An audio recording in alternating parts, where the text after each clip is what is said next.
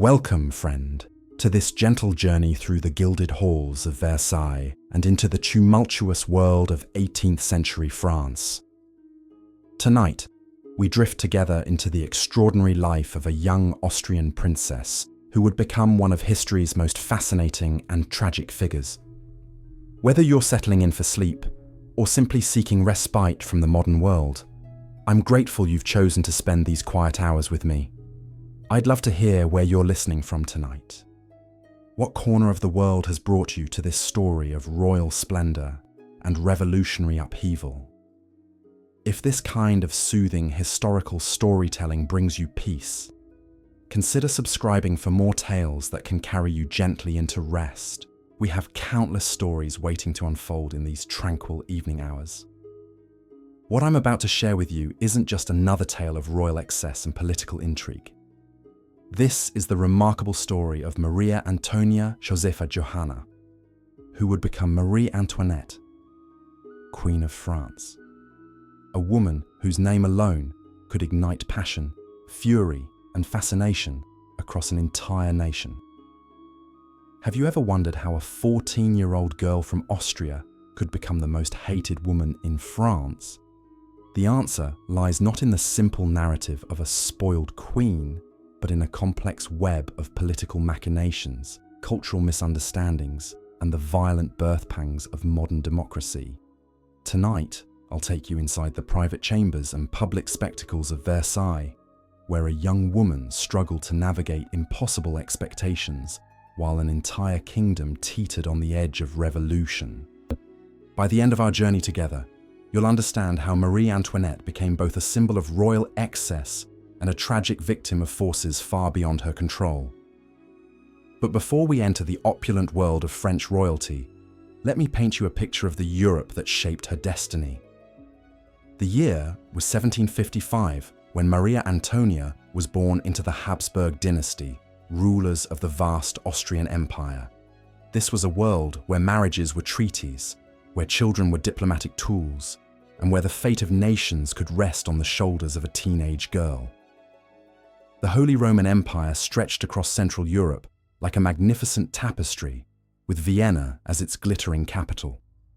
Here, in the Hofburg Palace, Empress Maria Theresa ruled with an iron will disguised by maternal warmth. She had survived wars, political conspiracies, and the constant challenge of governing diverse peoples speaking dozens of languages. Maria Theresa understood power in ways that would shape her daughter's destiny. She knew that survival in the treacherous world of European politics required not just intelligence and courage, but the ability to transform personal relationships into political alliances. When she looked at her beautiful daughter, Maria Antonia, she saw not just a child, but a future queen who could cement Austria's relationship with its ancient enemy, France. The little Archduchess grew up surrounded by luxury that would make modern billionaires envious. The Schönbrunn Palace, her summer residence, contained over 1,400 rooms decorated with the finest art Europe could produce. Chinese porcelain competed with Flemish tapestries for wall space, while crystal chandeliers cast rainbow patterns across marble floors that had been polished to mirror perfection. Yet beneath this splendor lay the rigid structure of imperial protocol that governed every moment of Maria Antonia's young life. From the moment she could walk, the future Marie Antoinette was taught that her personal desires were secondary to the needs of the state. Her education focused not on literature or philosophy, but on the arts of pleasing others. She learned to dance with ethereal grace, to speak French with perfect pronunciation, and to maintain composure under the scrutinizing gaze of courtiers who watched her every gesture for signs of weakness or strength. The young Archduchess possessed a natural charm that would serve her well and doom her completely. Her laugh was described as musical, her manner as effortlessly engaging. She could make even the most pompous diplomat feel like the most interesting person in the room, a talent that her mother recognized as both a gift and a potential liability. Maria Theresa worried that her daughter's open nature might make her vulnerable to manipulation by those who would use her kindness against Austria's interests. These concerns proved prophetic when French ambassadors arrived in Vienna to negotiate the marriage treaty that would transform Maria Antonia into Marie Antoinette. The French court had specific requirements for their future queen that went far beyond diplomatic necessity. She would need to abandon not just her Austrian identity, but her Austrian loyalties, becoming completely French in thought, word, and deed. The negotiations revealed the complex dynamics that would plague Marie Antoinette's entire reign. France needed this marriage to neutralize Austrian threat to French ambitions in Europe, but the French people harbored deep suspicions about any queen who came from their traditional enemy. The marriage would create a dauphine who was simultaneously essential to French policy and fundamentally mistrusted by French subjects. Maria Theresa understood these contradictions perfectly, but she also recognized that this marriage represented Austria's best hope for preventing another devastating war with France. The 7 Years' War had ended just a few years earlier, leaving both empires exhausted and desperate for stable peace. A Habsburg princess on the French throne could guarantee that peace for generations, making the personal sacrifice of one daughter worthwhile for the security of millions of subjects. The preparation for Maria Antonia's transformation began in earnest when she turned 13. French tutors arrived in Vienna to reshape not just her language skills, but her entire worldview. She was taught to think like a French princess, to understand French history from a French perspective, and to embrace French customs as naturally as breathing. This cultural conversion was systematic and thorough, designed to eliminate any trace of Austrian influence that might later be used against her by French critics. Yet the very completeness of this transformation would eventually become one of Marie Antoinette's greatest vulnerabilities. By learning to be perfectly French, she would lose the Austrian identity that might have provided her with alternative sources of support during her later troubles. She was creating a self that existed only within the specific context of French royal approval, leaving her desperately dependent on maintaining the favor of people who were predisposed to distrust her foreign origins. The physical preparations for the marriage were equally elaborate and symbolically significant. Maria Antonia's trousseau required months to assemble, with seamstresses working around the clock to create wardrobes that would establish her status as the most magnificently dressed woman in Europe. Every gown, every piece of jewelry, every accessory was chosen to send specific messages about Austrian wealth, French taste, and imperial power. The wedding dress itself was a masterpiece of diplomatic messaging, incorporating Austrian symbols with French aesthetics in ways that honored both traditions, while clearly establishing the bride's new national loyalty. The silk came from French looms, the lace from French artisans, the pearls from French colonial territories. Even the threads used for embroidery were specifically chosen to demonstrate France's commercial and artistic superiority over its European rivals. But beneath these magnificent preparations lay a deeper transformation that would shape Marie Antoinette's entire approach to queenship. The Habsburg court that had raised her operated according to Spanish etiquette that emphasized dignity, formality, and careful distance between royalty and subjects. The French court she was entering celebrated a completely different style of royal behavior that prized charm, accessibility, and the ability to make courtiers feel personally connected to their sovereign. This difference in courtly expectations would create constant problems for Marie Antoinette throughout her reign. Behaviors that seemed natural and appropriate to someone raised in Austrian traditions would be interpreted by French observers as evidence of frivolity, manipulation, or dangerous foreign influence. Her attempts to adapt to French expectations would be seen as proof that she was abandoning the dignity appropriate to her royal position. The farewell ceremonies in Vienna were designed to emphasize the finality of Maria Antonia's transformation into Marie Antoinette. She was required to leave behind not just her family and homeland, but every personal possession that might remind her of her Austrian origins. The clothes she had worn, the books she had read, Even the jewelry she had received as gifts from Austrian relatives were all abandoned at the border between the two empires. This symbolic death and rebirth was intended to demonstrate Marie Antoinette's complete commitment to her new French identity, but it also eliminated the personal anchors that might have helped her maintain psychological stability during the difficult years ahead. She was entering France as a woman without a past, expected to create an entirely new self that would satisfy impossible expectations while navigating treacherous political currents that she barely understood. The journey from Vienna to Versailles took several weeks, with elaborate ceremonies at every major stop designed to introduce the future queen to her new subjects. These events revealed both the promise and the problems that would define Marie Antoinette's relationship with the French people. Crowds gathered enthusiastically to see their future queen, charmed by her youth, beauty, and apparent accessibility.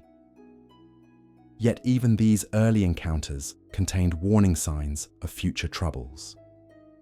Some observers noted that the young Dauphine seemed more Austrian than French in her mannerisms, while others criticized her apparent enjoyment of luxury and ceremony as evidence of inappropriate priorities. The very qualities that made her appealing as a person, her natural warmth and obvious pleasure in beautiful things, were being interpreted as potential character flaws that might make her unsuitable as a queen. As her carriage approached the gates of Versailles for the first time, 14-year-old Marie Antoinette could not have imagined that she was entering not just a palace, but a trap that would ultimately destroy her. The magnificent building that rose before her represented the pinnacle of royal power and artistic achievement, but it also embodied political and social contradictions that would soon tear France apart. The Palace of Versailles was more than just a residence for the royal family. It was a complete world unto itself, housing thousands of courtiers, servants, and hangers on whose entire existence revolved around proximity to royal power. This artificial society operated according to rules that had evolved over generations, creating a complex ecosystem of rivalry, alliance, and intrigue that newcomers navigated at their peril. Marie Antoinette's first glimpse of her new home revealed both its splendor and its fundamental problems. The Hall of Mirrors stretched before her like a golden tunnel, its 17 arched windows reflecting endless images of courtiers who bowed and curtsied in perfect synchronization. Yet beneath this choreographed perfection lay financial realities that would soon become impossible to ignore. The very magnificence that was supposed to demonstrate French power was actually evidence of French weakness. Every chandelier, every piece of furniture, every decorative detail represented money that the royal treasury could not afford to spend. The palace that symbolized absolute monarchy was slowly bankrupting the kingdom it was meant to glorify, creating economic pressures that would eventually explode into revolutionary violence. Marie Antoinette's introduction to this glittering world began with ceremonies that would have exhausted someone twice her age. The formal presentation to the court required her to stand for hours while hundreds of nobles filed past, each one scrutinizing her appearance, her manner, her French pronunciation for any sign of foreign inadequacy. These early encounters established patterns that would define her entire relationship with French aristocracy. The courtiers who surrounded her were not simply decorative figures enjoying royal hospitality. They were political actors whose fortunes depended entirely on their ability to influence royal decisions and gain access to the patronage that flowed from the throne. Every conversation was a negotiation. Every gesture carried multiple meanings, and every friendship concealed potential betrayal. Marie Antoinette entered this world with the emotional honesty of a teenager, completely unprepared for the sophisticated deceptions that governed daily life at Versailles. Her marriage to the Dauphin Louis Auguste revealed immediately that her personal happiness would always be secondary to political necessity. The young man she wed was nothing like the romantic princes she had imagined during her sheltered childhood in Vienna. Louis Auguste was awkward, introverted, and far more interested in mechanical devices than in the social graces that made court life bearable. Their wedding night was a disaster that established patterns of mutual incomprehension that would plague their relationship for years. The failure of their marriage to produce immediate heirs created a political crisis that transformed Marie Antoinette from a promising young Dauphine into a figure of national speculation and criticism. French succession law required legitimate male heirs to ensure dynastic stability, making the royal couple's private difficulties a matter of urgent public concern. Courtiers who had initially welcomed the charming Austrian princess began to whisper that perhaps she was barren, or worse, that she was deliberately avoiding pregnancy to serve Austrian rather than French interests. These rumors revealed the impossible position that Marie Antoinette occupied within French political culture. As a foreign princess, she was automatically suspected of divided loyalties, but as a potential queen mother, she was expected to produce French heirs who would strengthen the dynasty. Her failure to immediately fulfill this biological imperative was interpreted not as a private misfortune, but as evidence of potential treason against the French crown. The young Dauphine's response to these pressures demonstrated both her resilience and her fundamental misunderstanding of her political situation. Rather than retreating into dignified silence, she threw herself into the social life of Versailles with an enthusiasm that delighted her friends and horrified her critics. She danced until dawn, gambled with reckless abandon, and surrounded herself with a circle of companions who shared her love of pleasure and her apparent indifference to political consequences. This behavior was natural for someone of her age and temperament, but it was catastrophic for her public image. French subjects who were struggling with economic hardships that made basic survival difficult could not understand why their future queen seemed to spend every waking moment in pursuit of entertainment. The contrast between royal luxury and popular suffering was becoming impossible to ignore, creating resentments that would eventually explode into revolutionary fury. The cultural differences that separated Austrian and French approaches to royal behavior became more pronounced as Marie Antoinette attempted to establish her own style of queenship. The Austrian court that had raised her emphasized personal virtue and religious devotion as the foundations of legitimate authority. Rulers were expected to demonstrate their worthiness through moral example and careful attention to their subjects' welfare. French royal tradition, by contrast, had evolved to celebrate the monarch as a semi-divine figure whose very existence transcended ordinary moral categories. The king and queen were supposed to embody perfection so complete that normal human limitations simply did not apply to them. This theoretical elevation above humanity was supposed to justify their absolute power over their subjects' lives and property. Marie Antoinette's attempts to reconcile these conflicting expectations created confusion that her enemies would eventually exploit to destroy her. When she tried to demonstrate virtue through personal piety and charitable works, critics accused her of hypocrisy for maintaining religious practices while living in obvious luxury. When she embraced the divine pretensions of French royalty, opponents pointed to her foreign origins as evidence that she was unsuited for such elevated status. The birth of her first child in 1778 finally provided Marie Antoinette with the political security she had desperately needed. But it also exposed her to new forms of criticism that revealed the deep contradictions within French attitudes toward royal power. The elaborate ceremonies surrounding the birth were designed to demonstrate that the queen had fulfilled her most important duty by producing a potential heir to the throne. Yet the very public nature of these celebrations also highlighted the artificial character of a royal family life at Versailles. The queen's pregnancy, labor, and recovery were managed as public spectacles rather than private experiences, with courtiers monitoring every detail to ensure that proper protocols were followed.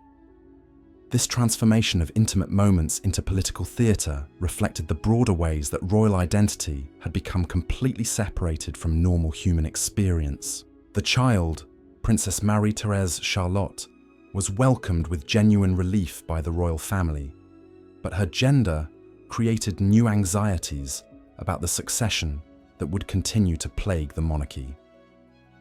French law required male heirs to ensure legitimate succession. meaning that Marie Antoinette would need to produce sons to truly secure her political position.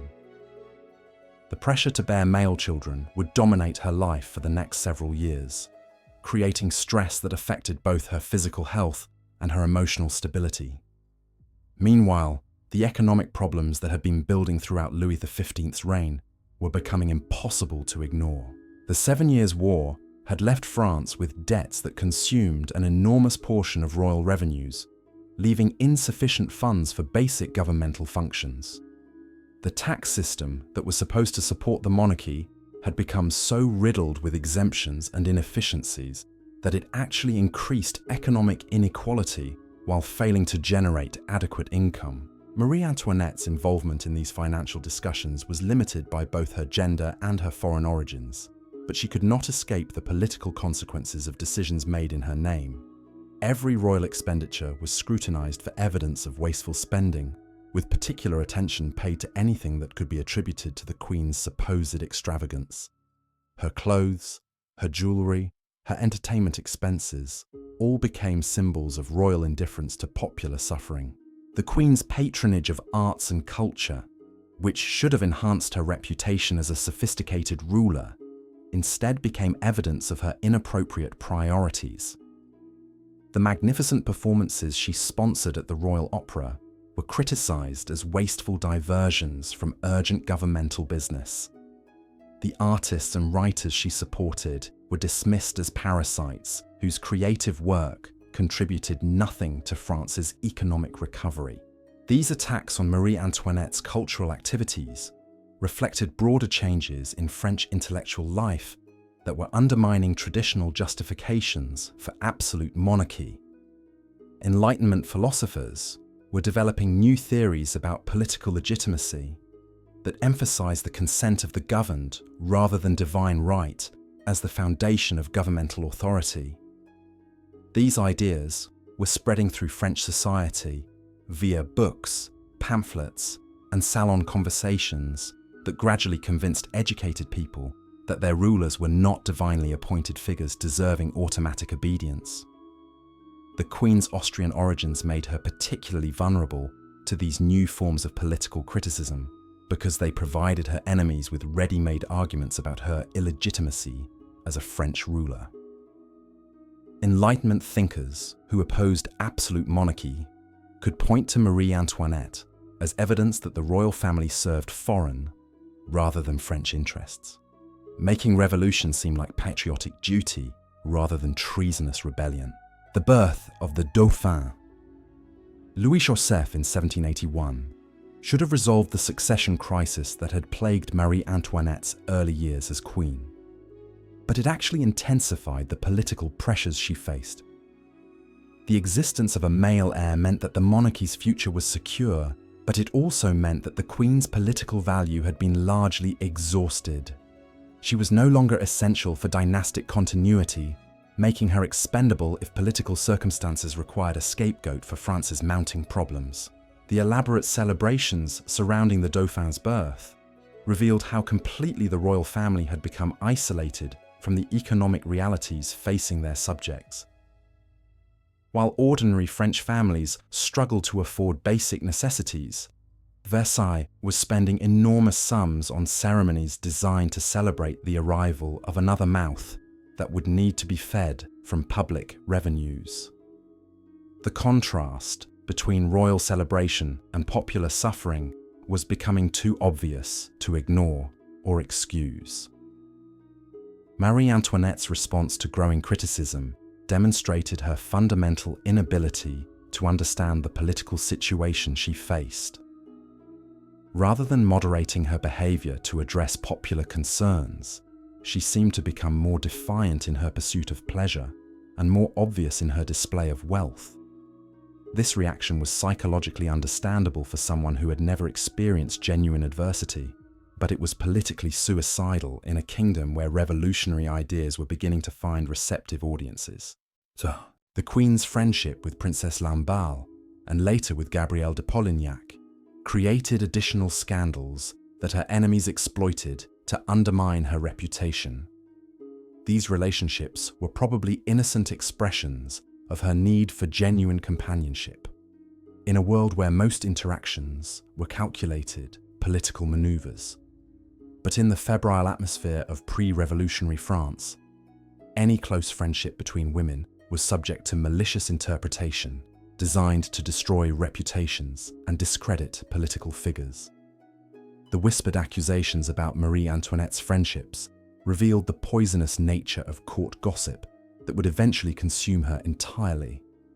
Every glance, every private conversation, every moment of apparent intimacy was dissected by courtiers whose own positions depended on their ability to provide scandalous intelligence to rival factions. The Queen's natural warmth, which had once charmed observers, now became evidence of dangerous emotional instability that supposedly made her unfit for the dignity required of French royalty. These personal attacks were particularly devastating because they targeted the very qualities that made Marie Antoinette human rather than simply a political symbol. Her capacity for genuine friendship, her spontaneous laughter, her obvious pleasure in beautiful things, all of these traits that should have made her more relatable to her subjects were twisted into proof of moral corruption that threatened the kingdom's spiritual foundations. The affair of the diamond necklace in 1785 would destroy whatever remained of Marie Antoinette's reputation among the French people, even though she was completely innocent of any wrongdoing. This elaborate fraud, orchestrated by the Comtesse de la Motte, exploited the Queen's name to deceive Cardinal de Rohan into purchasing an extraordinarily expensive necklace under the false belief that Marie Antoinette had secretly commissioned it. The necklace itself was a monument to the excess that characterized pre-revolutionary France. Created by the royal jewelers Baumer and Bassange, it contained over 600 diamonds arranged in elaborate festoons and tassels that would have weighed several pounds when worn. The price, over 1.5 million livres, represented more than the annual income of thousands of ordinary French families. Even the existence of such an object seemed to mock the poverty that was spreading throughout the kingdom. Cardinal de Rohan's willingness to believe that the Queen would secretly purchase such an extravagant piece revealed the extent to which Marie Antoinette's reputation for frivolous spending had become accepted even among sophisticated observers.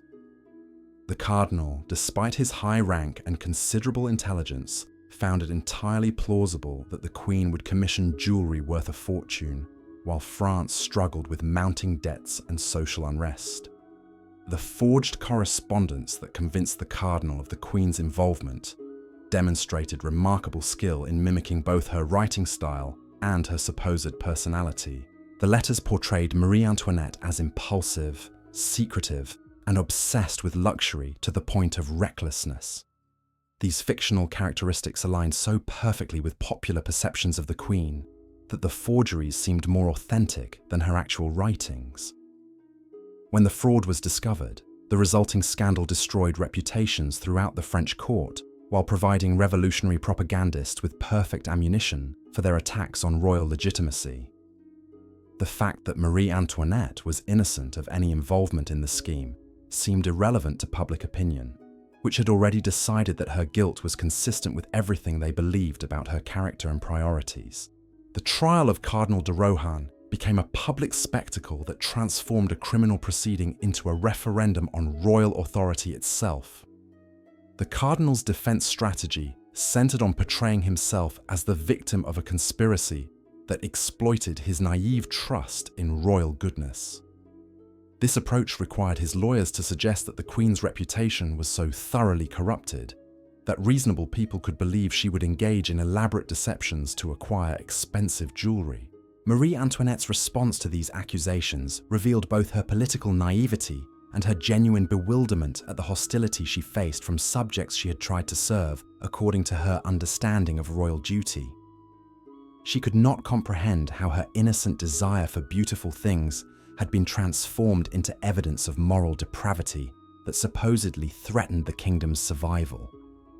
Her confusion was genuine, but it was also politically fatal because it demonstrated her complete disconnection from the economic realities that shaped her subjects' daily lives. The Queen's attempts to rehabilitate her image through charitable works and public appearances only seemed to confirm popular suspicions about her motives and character. When she visited hospitals or distributed money to poor families, critics dismissed these activities as calculated attempts to manipulate public opinion, rather than genuine expressions of royal compassion.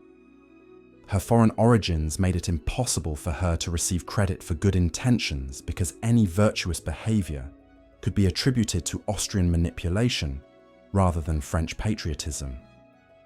The birth of her second son, Louis Charles, in 1785, provided temporary respite from political pressures, but it also highlighted the growing isolation of the royal family from their subjects' affections. The celebrations surrounding the birth were more subdued than those that had welcomed previous royal children, reflecting popular awareness that France could no longer afford the magnificent ceremonies that had traditionally marked such occasions. The little prince's christening revealed the extent to which financial constraints were limiting even the most basic royal functions. The ceremony, while still elaborate by ordinary standards, was noticeably simpler than previous royal baptisms, with fewer guests, less expensive decorations, and reduced expenditures on food and entertainment. These economies were necessary to avoid further inflaming public opinion, but they also signaled the monarchy's weakening position within French society. Marie Antoinette's relationship with her children provided her with genuine happiness that contrasted sharply with the artificial pleasures that dominated court life. Her maternal instincts were strong and authentic, leading her to spend far more time with her offspring than was customary for royal mothers. This devotion to her children was admirable from a human perspective, but it created additional political problems because it seemed to confirm that her primary loyalties lay with her family rather than with France. The Queen's decision to have her children educated according to more natural principles, influenced by Enlightenment theories about childhood development, was misinterpreted as evidence of dangerous foreign influences corrupting the next generation of French rulers. Her attempts to give her children more normal childhoods, with less rigid protocol and more opportunities for spontaneous play, were criticized as inappropriate relaxation of standards that maintained royal dignity and authority. So, the construction of the Petit Trianon, Marie Antoinette's private retreat within the grounds of Versailles, became the ultimate symbol of her supposed extravagance and indifference to popular suffering. This modest palace, which she had commissioned to provide herself with a space for more intimate gatherings and personal reflection, was portrayed by her enemies as evidence of unlimited royal greed that consumed resources desperately needed for national welfare. The reality of the Petit Trianon was far more modest than its reputation suggested. The building itself was elegant but relatively small, designed to accommodate private dinners and informal entertainments rather than the massive ceremonial functions that characterized main palace life. The gardens surrounding it were beautiful, but not extraordinarily expensive by the standards of aristocratic estates throughout Europe. Yet the symbolic importance of the Petit Trianon far exceeded its actual cost or significance. For Marie Antoinette's critics, it represented everything that was wrong with absolute monarchy: the ruler's ability to spend public money on personal whims while subjects struggled with poverty and injustice. The fact that the Queen used this retreat to escape from the ceremonial obligations that defined royal existence was interpreted as evidence that she rejected the responsibilities that justified her elevated position. The famous hameau, or mock village, that Marie Antoinette created near the Petit Trianon would become the most notorious symbol of royal disconnection from reality. This collection of rustic cottages, where the Queen and her friends could play at being shepherdesses and dairymaids, seemed to epitomize the artificial nature of aristocratic existence that revolutionary theorists condemned as fundamentally corrupt and parasitic. The irony was that Marie Antoinette's pastoral fantasies reflected genuine longing for the simple natural life that Enlightenment philosophers celebrated as morally superior to artificial court existence. Her desire to milk cows and gather eggs represented sincere attraction to rural virtues that were becoming increasingly popular among educated Europeans, who felt alienated from urban sophistication and social pretension. But the Queen's ability to indulge these fantasies while real farmers struggled to feed their families made her pastoral games seem like cruel mockery of genuine rural poverty. The perfectly maintained cottages, the carefully bred livestock, the servants dressed as peasants who performed actual labour while she played at rustic simplicity. All of this created an image of royal frivolity that her enemies would exploit mercilessly in their propaganda campaigns. The financial crisis that had been building throughout Louis XVI's reign finally reached critical proportions by 1786, forcing the monarchy to confront economic realities that could no longer be ignored or postponed. The Assembly of Notables, convened to address the kingdom's fiscal emergency, revealed the extent to which France's financial problems had become insoluble within existing political structures.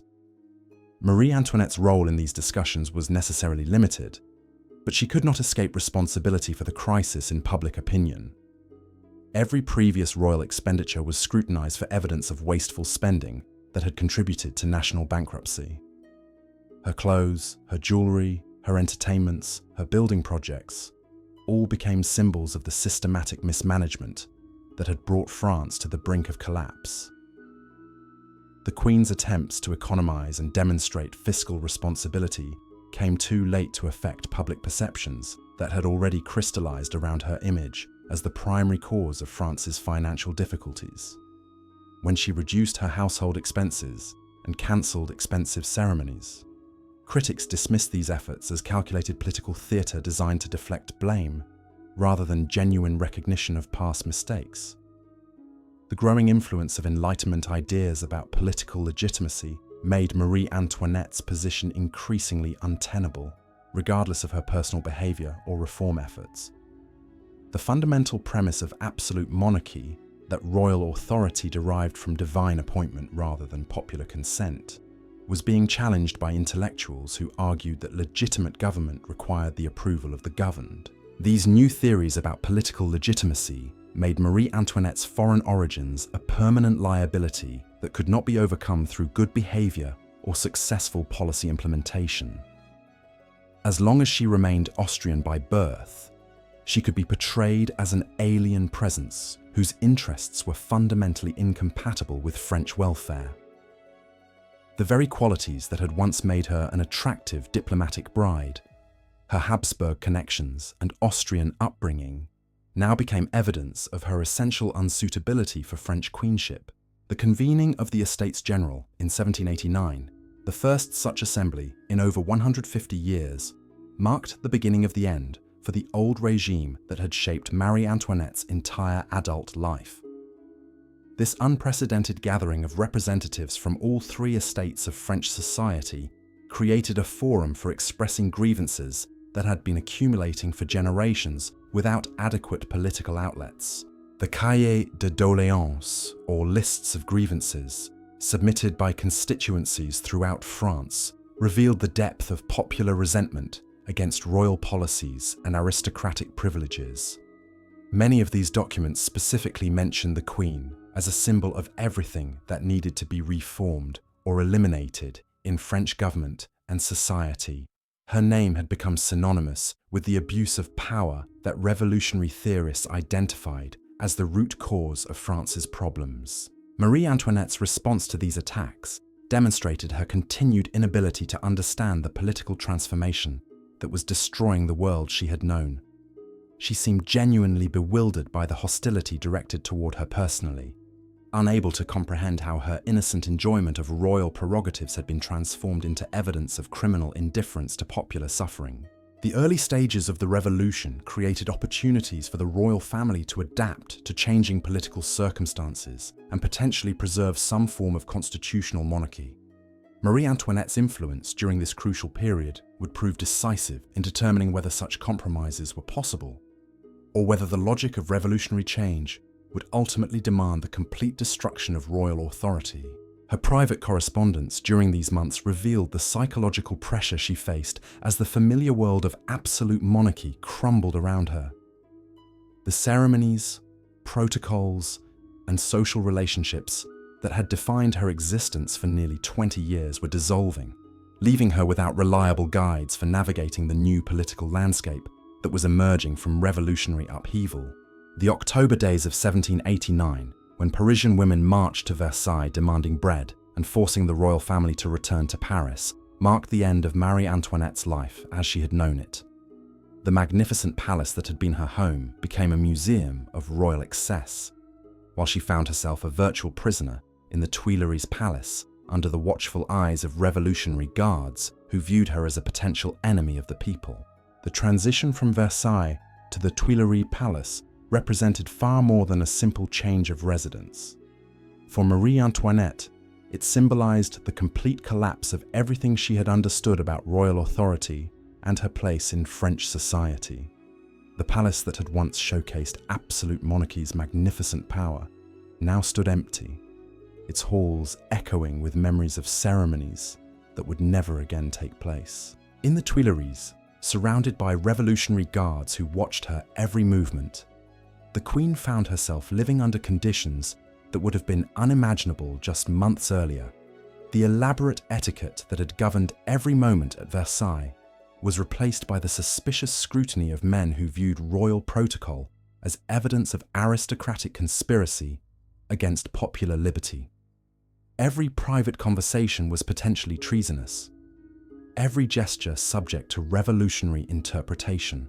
The psychological impact of this transformation cannot be overstated. Marie Antoinette had spent her entire adult life within systems designed to reinforce her elevated status and shield her from direct contact with subjects who might challenge royal authority.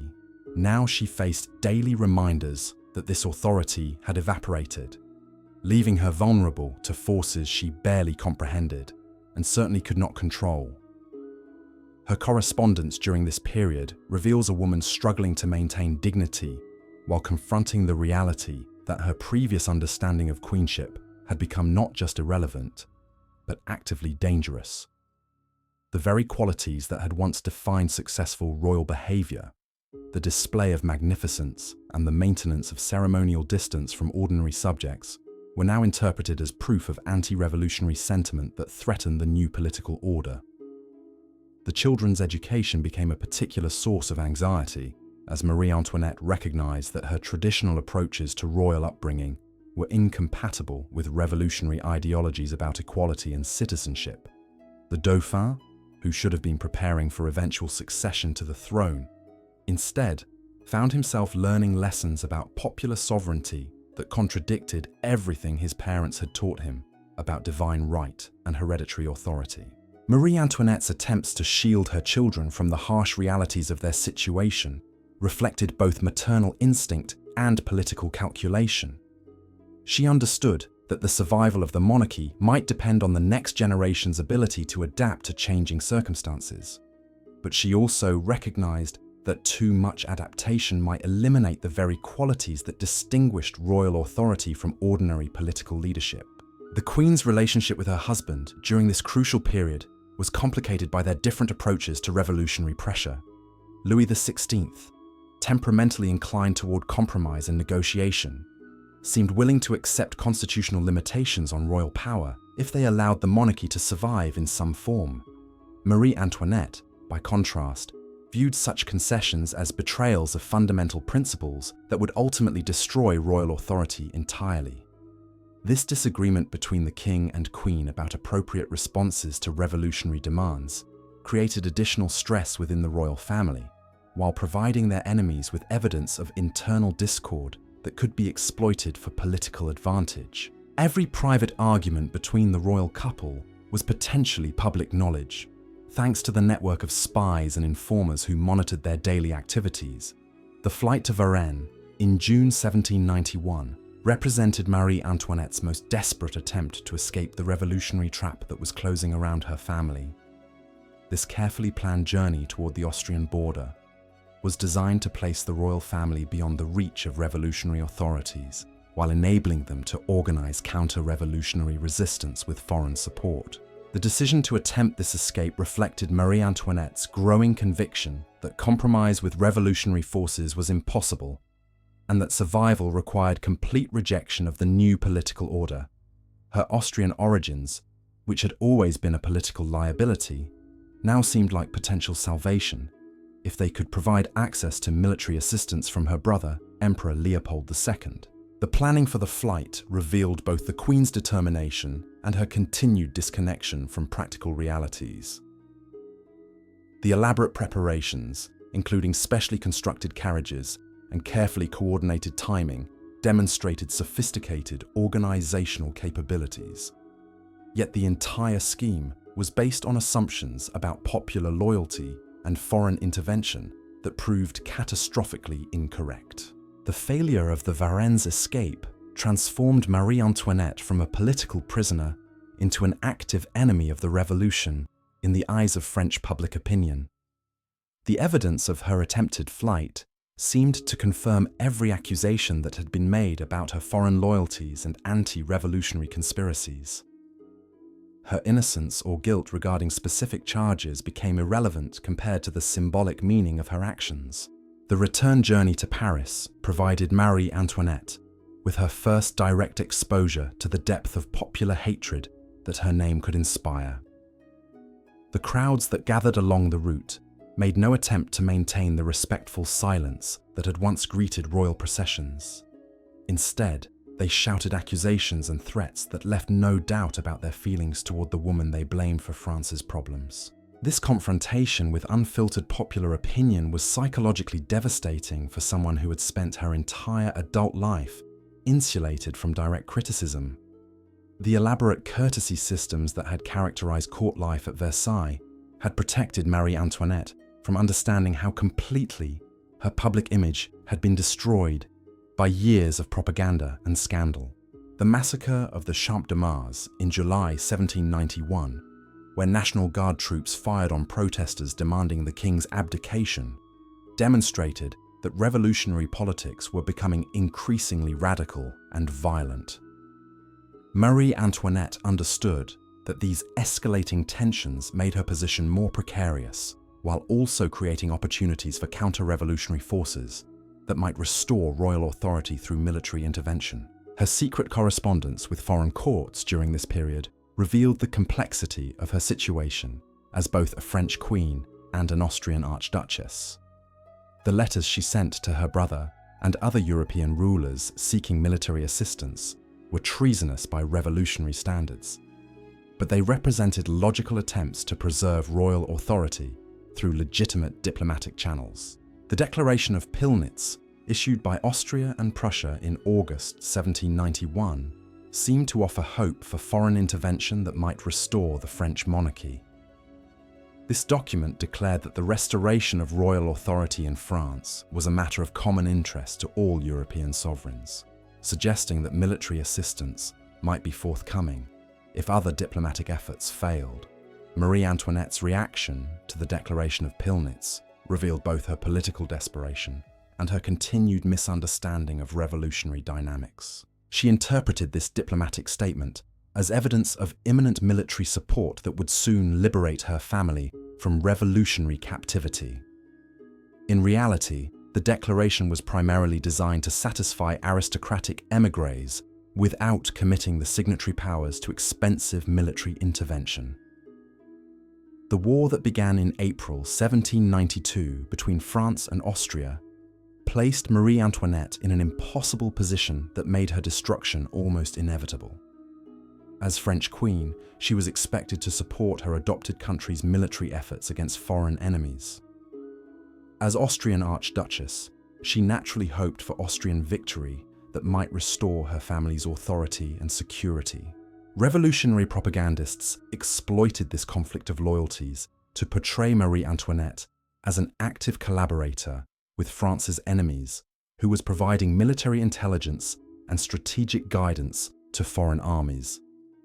These accusations were largely fabricated, but they were plausible enough to convince people who already suspected her of anti-French sympathies. The storming of the Tuileries Palace on August 10, 1792, marked the end of whatever remained of royal authority in revolutionary France. The brutal massacre of Swiss guards who defended the palace demonstrated that revolutionary violence had reached levels that made any restoration of monarchy extremely unlikely. Marie Antoinette's survival of this attack was almost miraculous, but it also ensured that she would face even more serious charges in whatever legal proceedings might follow. The imprisonment of the royal family in the Temple Tower created conditions that were deliberately designed to break their spirits and demonstrate the complete reversal of traditional power relationships. The medieval fortress that became their prison was chosen specifically for its associations with royal captivity during previous periods of political upheaval. Life in the Temple Tower stripped away the last vestiges of royal ceremony and protocol that had defined Marie Antoinette's existence for over 20 years. The simple rooms, plain furniture, and basic meals represented deliberate rejection of the luxury that revolutionaries associated with aristocratic oppression of the common people. The Queen's behavior during her imprisonment revealed remarkable resilience and dignity that contrasted sharply with the frivolous image that had dominated her public reputation. Faced with genuine adversity for the first time in her life, she discovered reserves of strength and courage that enabled her to maintain composure under conditions that would have broken many people. Her relationship with her children during this period provided the only source of genuine comfort available to her in captivity. The enforced intimacy of prison life allowed her to develop closer bonds with her offspring than had been possible during the ceremonial obligations that had structured family interactions at Versailles. The execution of Louis XVI in January 1793 eliminated whatever hope Marie Antoinette might have harbored for negotiated settlement that could preserve royal authority in some form. Her husband's death made her situation desperate in ways that went far beyond personal grief, because it demonstrated that revolutionary justice was prepared to eliminate royal authority completely rather than simply limiting its power. The widow Capet, as Marie Antoinette was now officially designated, faced charges of treason that carried automatic death sentences under revolutionary law. The legal proceedings against her were designed less to determine guilt or innocence than to provide public justification for eliminating the most prominent symbol of the old regime that the revolution had been created to destroy. The separation from her children, who were kept in different parts of the Temple Tower under separate guard, represented perhaps the cruelest aspect of her final imprisonment. Marie Antoinette's maternal instincts, which had provided her with purpose and identity during the darkest moments of revolutionary captivity, were deliberately frustrated by captors who understood that this psychological torture was more effective than physical abuse. Her transfer to the conciergerie in August 1793 placed her in conditions that were designed to demonstrate the complete degradation of royal dignity before execution. The former palace that had been converted into a revolutionary prison contained cells that had once housed common criminals, making the symbolic reversal of her circumstances unmistakably clear. The trial of Marie Antoinette before the Revolutionary Tribunal was a carefully orchestrated political spectacle rather than a genuine legal proceeding. The charges against her, ranging from correspondence with foreign enemies to corruption of her children with counter-revolutionary ideas, were designed to justify a predetermined verdict, rather than to establish facts through evidence and testimony. Her defense attorney, Claude Chauveau-Lagarde, faced an impossible task in representing someone whose symbolic significance far exceeded any specific crimes she might have committed. The Queen's guilt or innocence regarding particular accusations was irrelevant to a tribunal that had been created to eliminate enemies of the revolution, rather than to administer impartial justice. Marie Antoinette's behavior during her trial revealed the personal transformation that had occurred during her years of revolutionary captivity. The frivolous young woman who had once been obsessed with fashion and entertainment had been replaced by someone who faced death with remarkable composure and dignity. Her final letter, written to Madame Elizabeth on the morning of her execution, demonstrated forgiveness toward her enemies that contrasted sharply with the vindictive hatred that had characterized revolutionary attitudes toward royal authority. This document revealed spiritual depths that had been invisible during her years of apparent superficiality at Versailles. The journey to the scaffold through the streets of Paris provided Marie Antoinette with her final confrontation with the popular hatred that had been building against her for over 2 decades. The crowds that gathered to witness her execution represented the triumph of revolutionary justice over aristocratic privilege, but they also demonstrated the violent extremism that would ultimately consume the revolution itself.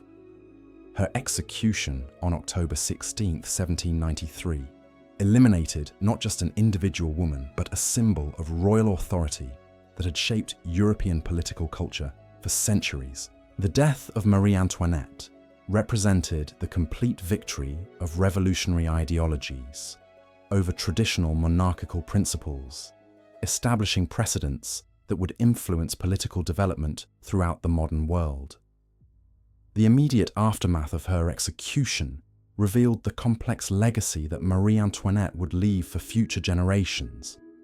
Revolutionary propagandists celebrated her death as the elimination of France's greatest enemy, while counter-revolutionary forces transformed her into a martyr, whose suffering symbolized the injustices committed in the name of popular liberation. The historical reputation of Marie Antoinette has continued to evolve over the centuries since her death, with each generation discovering new aspects of her story that reflect their own concerns about power, gender, and political legitimacy. The teenage Austrian princess who became Queen of France continues to fascinate people who struggle to understand how individual choices and historical forces combined to create one of history's most dramatic tragedies. Her story remains relevant not simply because of its dramatic elements, but because it illuminates enduring questions about the relationship between personal character and political responsibility. The woman who was condemned for her supposed frivolity and extravagance was ultimately destroyed by forces far larger than any individual personality flaws or moral failings. The French Revolution that consumed Marie Antoinette also transformed European political culture in ways that continue to influence contemporary debates about democracy, equality, and legitimate authority. Her death marked not just the end of an individual life, but the conclusion of an entire historical epoch that had been based on fundamentally different assumptions about power and social organization. The Palace of Versailles, which had been the center of Marie Antoinette's world for nearly 2 decades, became a museum dedicated to preserving the memory of royal magnificence that revolutionary violence had swept away.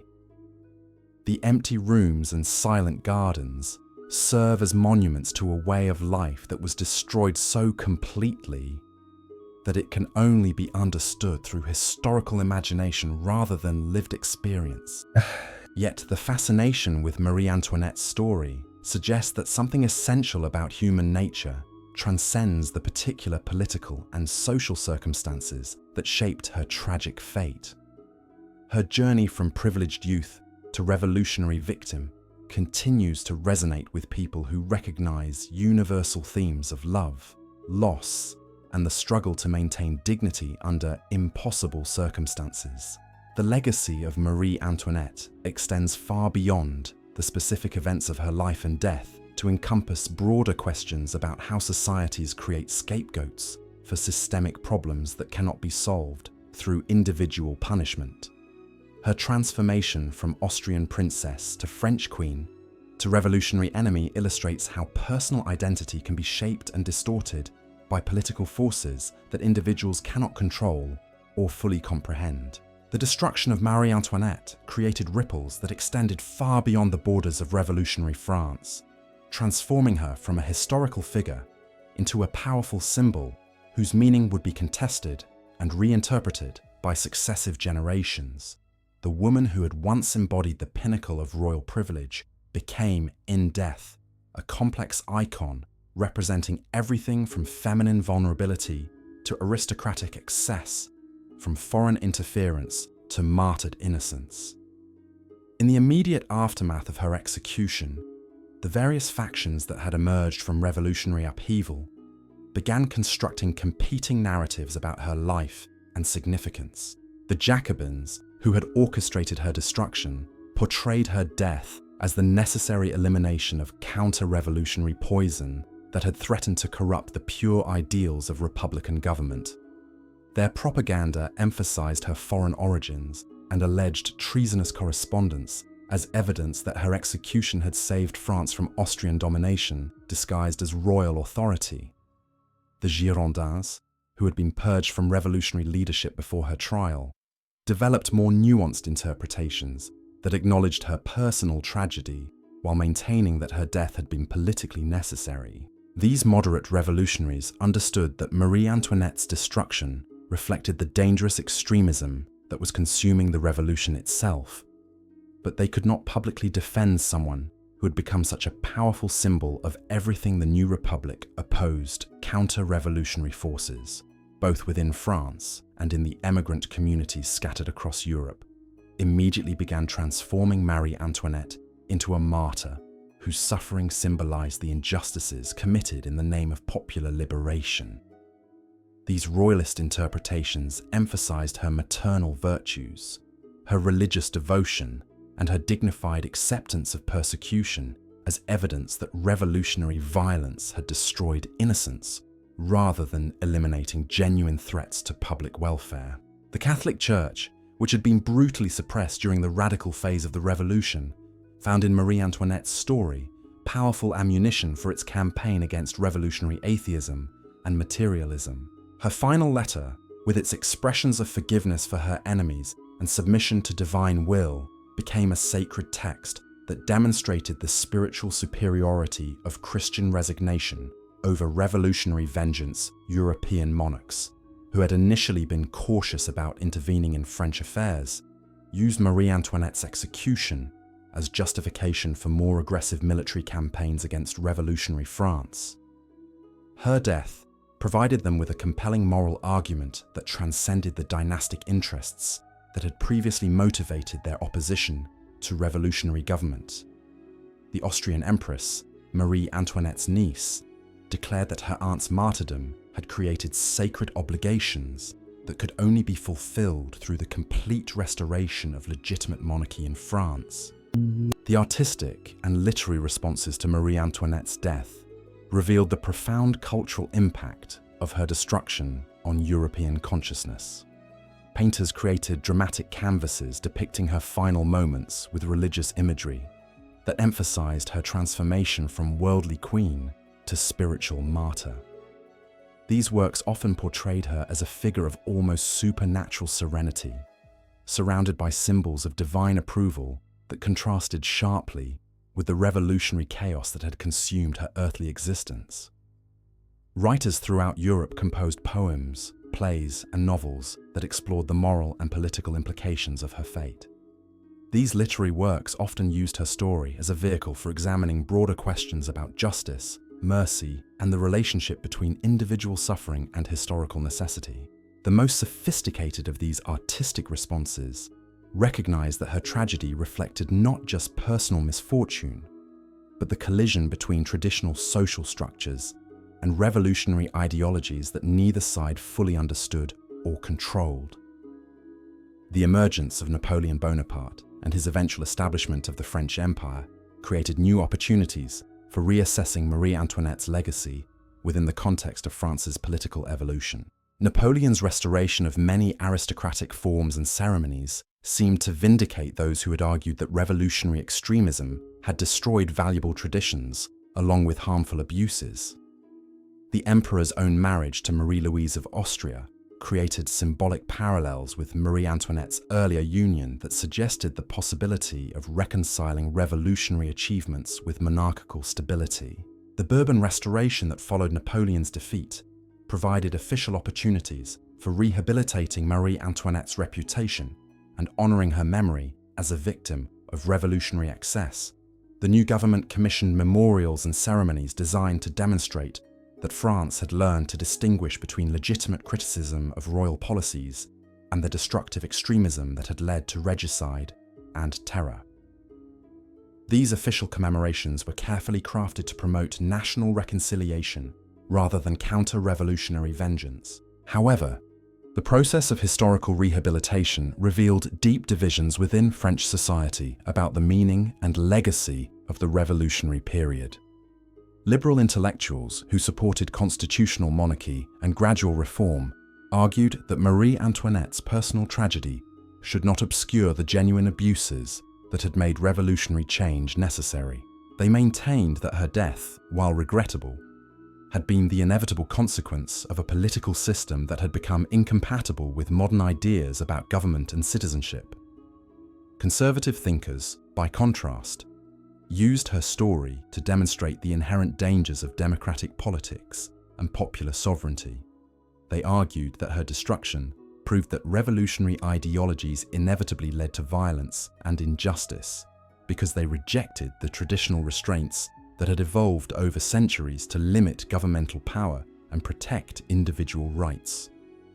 For these intellectuals, Marie Antoinette's fate served as a permanent warning about the consequences of abandoning established institutions in favor of abstract theories about political organization. The Romantic movement that dominated European culture during the early 19th century found in Marie Antoinette's story themes that perfectly embodied their aesthetic and philosophical concerns. Romantic artists and writers were fascinated by the contrast between her youthful beauty and her tragic fate, seeing in her destruction evidence of the sublime forces that shaped human destiny beyond individual control or comprehension. Her transformation from carefree princess to suffering queen to martyred victim provided Romantic creators with a narrative arc that demonstrated their favorite themes about the relationship between innocence and experience, beauty and mortality, love and loss. The development of modern historical scholarship during the 19th century created new opportunities for examining Marie Antoinette's life and death through systematic analysis of documentary evidence rather than political propaganda or artistic imagination.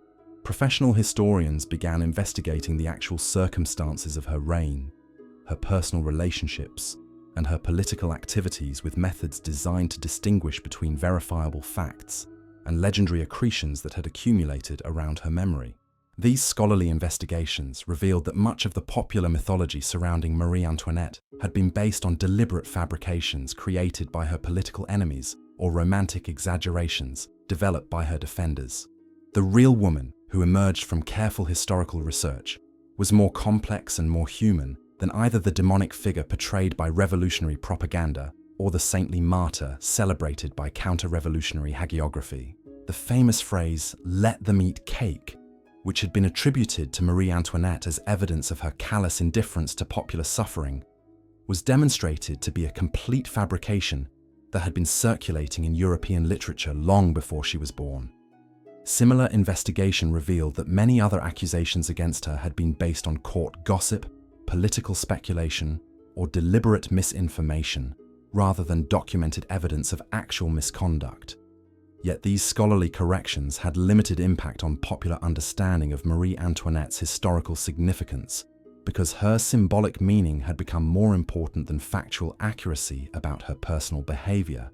The woman who had been destroyed by revolutionary justice continued to serve as a powerful representation of broader conflicts between tradition and innovation, privilege and equality, foreign influence and national sovereignty that transcended the specific circumstances of 18th century France. The emergence of feminist intellectual movements during the 19th and 20th centuries created new frameworks for interpreting Marie Antoinette's story that emphasized gender dynamics rather than purely political or religious themes. Feminist scholars argue that her destruction reflected not just revolutionary hostility toward royal authority, but deeper cultural anxieties about female power and sexuality that had made her particularly vulnerable to the kinds of personal attacks that had undermined her political position.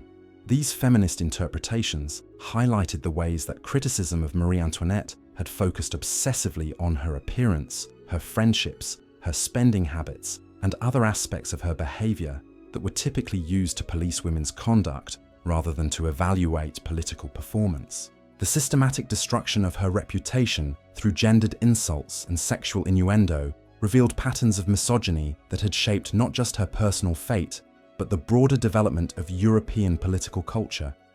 The 20th century's experience with totalitarian regimes and ideological violence created new contexts for understanding the revolutionary justice that had consumed Marie Antoinette, along with thousands of other victims during the Terror Scholars who had witnessed the systematic persecution of entire social classes by Nazi and communist governments, recognized disturbing parallels between 18th century revolutionary extremism and modern totalitarian practices. These comparative analyses suggested that Marie Antoinette's destruction had been part of a broader pattern of ideological violence that targeted individuals not for specific crimes, but for their symbolic representation of social groups or cultural values. That revolutionary movements sought to eliminate her execution had established precedents for the kind of systematic persecution that would characterize the most destructive political movements of the modern era.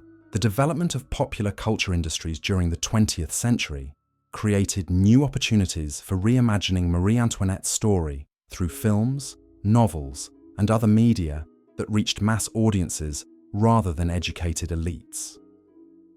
These popular representations often emphasized romantic and dramatic elements of her biography, while downplaying the complex political and social factors that had shaped her historical significance. Hollywood productions, in particular, tended to portray her as a tragic romantic heroine whose personal relationships and emotional experiences were more important than the broader historical forces that had determined her fate. These cinematic interpretations often reflected contemporary American values about individualism, consumer culture, and gender relations, rather than serious engagement with 18th century European political history. The late 20th century witnessed renewed scholarly interest in Marie Antoinette's story, as historians developed new methods for analyzing the cultural and social dimensions of political power.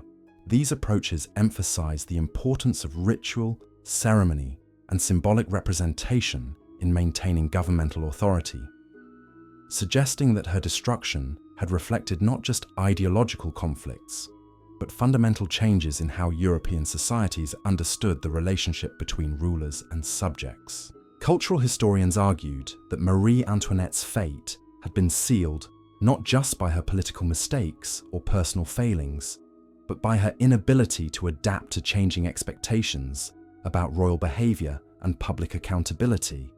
The ceremonial magnificence that had once demonstrated legitimate authority had become, by the late 18th century, evidence of illegitimate privilege that alienated rather than inspired popular loyalty. The bicentennial commemorations of the French Revolution in 1989 provided occasions for reassessing Marie Antoinette's historical significance within the context of France's ongoing struggles to balance democratic ideals with respect for individual rights and cultural traditions. These official celebrations revealed continuing divisions within French society about the legacy of revolutionary violence and the appropriate relationship between historical memory and contemporary political identity. Some commemorative events emphasized the progressive achievements of revolutionary democracy, while acknowledging that the terror had represented a tragic departure from the humanitarian ideals that had initially inspired political reform. These balanced approaches suggested that Marie Antoinette's destruction, while historically understandable, had violated principles of justice and human dignity that should guide modern democratic societies. Other celebrations maintained that revolutionary violence had been necessary to eliminate entrenched privileges and systematic oppression that could not have been reformed through peaceful means. These interpretations argued that Marie Antoinette's fate, however personally tragic, had been politically necessary to establish the democratic principles that continue to shape French political culture. The emergence of global feminist movements during the late 20th and early 21st centuries created international audiences for Marie Antoinette's story that emphasized her experience as a woman navigating patriarchal political systems that provided few opportunities for authentic female agency. These contemporary interpretations often portrayed her apparent frivolity and materialism as understandable responses to the limited roles available to women in aristocratic society. Feminist scholars argued that Marie Antoinette's destruction had reflected not just revolutionary hostility toward royal authority, but deeper cultural conflicts about appropriate feminine behavior that continue to shape women's experiences in modern democratic societies. Her fate served as a cautionary tale about the dangers facing women who challenged conventional expectations about female submission and domestic limitation, The development of consumer culture during the 20th century created new contexts for understanding Marie Antoinette's supposed obsession with luxury and fashion. Modern scholars suggested that her spending habits, while excessive by 18th century standards, had reflected emerging patterns of consumption and display that would become characteristic features of modern capitalist societies. These economic interpretations argued that Marie Antoinette had been ahead of her time in recognizing the political and cultural significance of consumer goods, fashion, and lifestyle choices.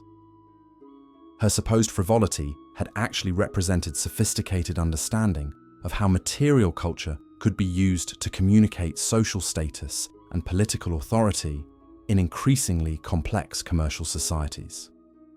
The 21st century has witnessed continued fascination with Marie Antoinette's story, as contemporary audiences struggle to understand the relationship between celebrity culture, political power, and social media in democratic societies. Her experience of being simultaneously celebrated and vilified by public opinion seems remarkably relevant to modern debates about the role of personality and image in political leadership. Digital technologies have created new opportunities for re-examining historical evidence about Marie Antoinette's life, while also generating new forms of popular culture that reinterpret her story for contemporary audiences. Online communities dedicated to studying her biography have produced scholarship that challenges traditional academic boundaries while creating more democratic access to historical knowledge and interpretation. The enduring fascination with Marie Antoinette's story reflects not just interest in 18th century French history, but contemporary concerns about power, privilege, gender, and justice that transcend specific historical periods or cultural contexts. Her transformation from Austrian princess to French queen to revolutionary victim continues to provide insights into the complex relationships between individual agency and historical forces that shape human destiny. Modern biographers have emphasized the psychological dimensions of her story, exploring how someone raised in the artificial environment of absolute monarchy could develop the emotional resources necessary to face persecution and death with dignity. These psychological analyses suggest that her apparent superficiality during her early years as queen had concealed depths of character that only became visible under extreme pressure. The restoration and preservation of Versailles as a historical museum has created physical spaces where contemporary visitors can experience something of the world that shaped Marie Antoinette's understanding of royal authority and social hierarchy.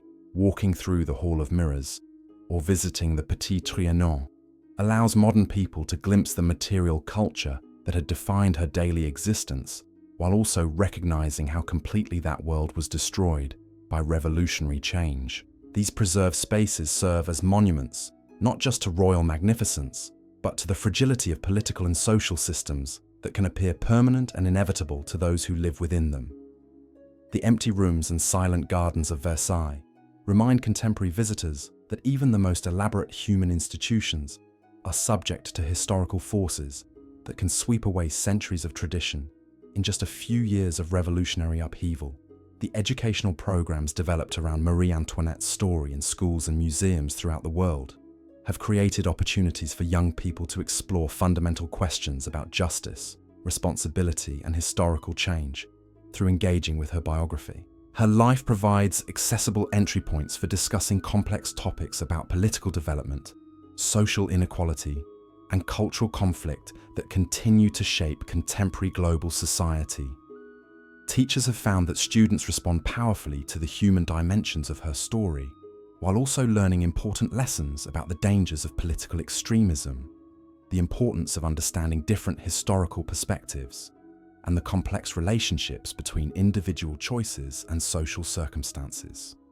Her transformation from privileged youth to tragic victim resonates with young people who are developing their own understanding of fairness, responsibility, and moral complexity. The ongoing scholarly debates about Marie Antoinette's historical significance reflect broader questions about how democratic societies should remember and interpret their past, particularly when that past involves violence and injustice committed in the name of political ideals that continue to shape contemporary governance. Her story forces modern people to confront uncomfortable truths about the costs of political change and the moral ambiguities that characterize most historical transformations.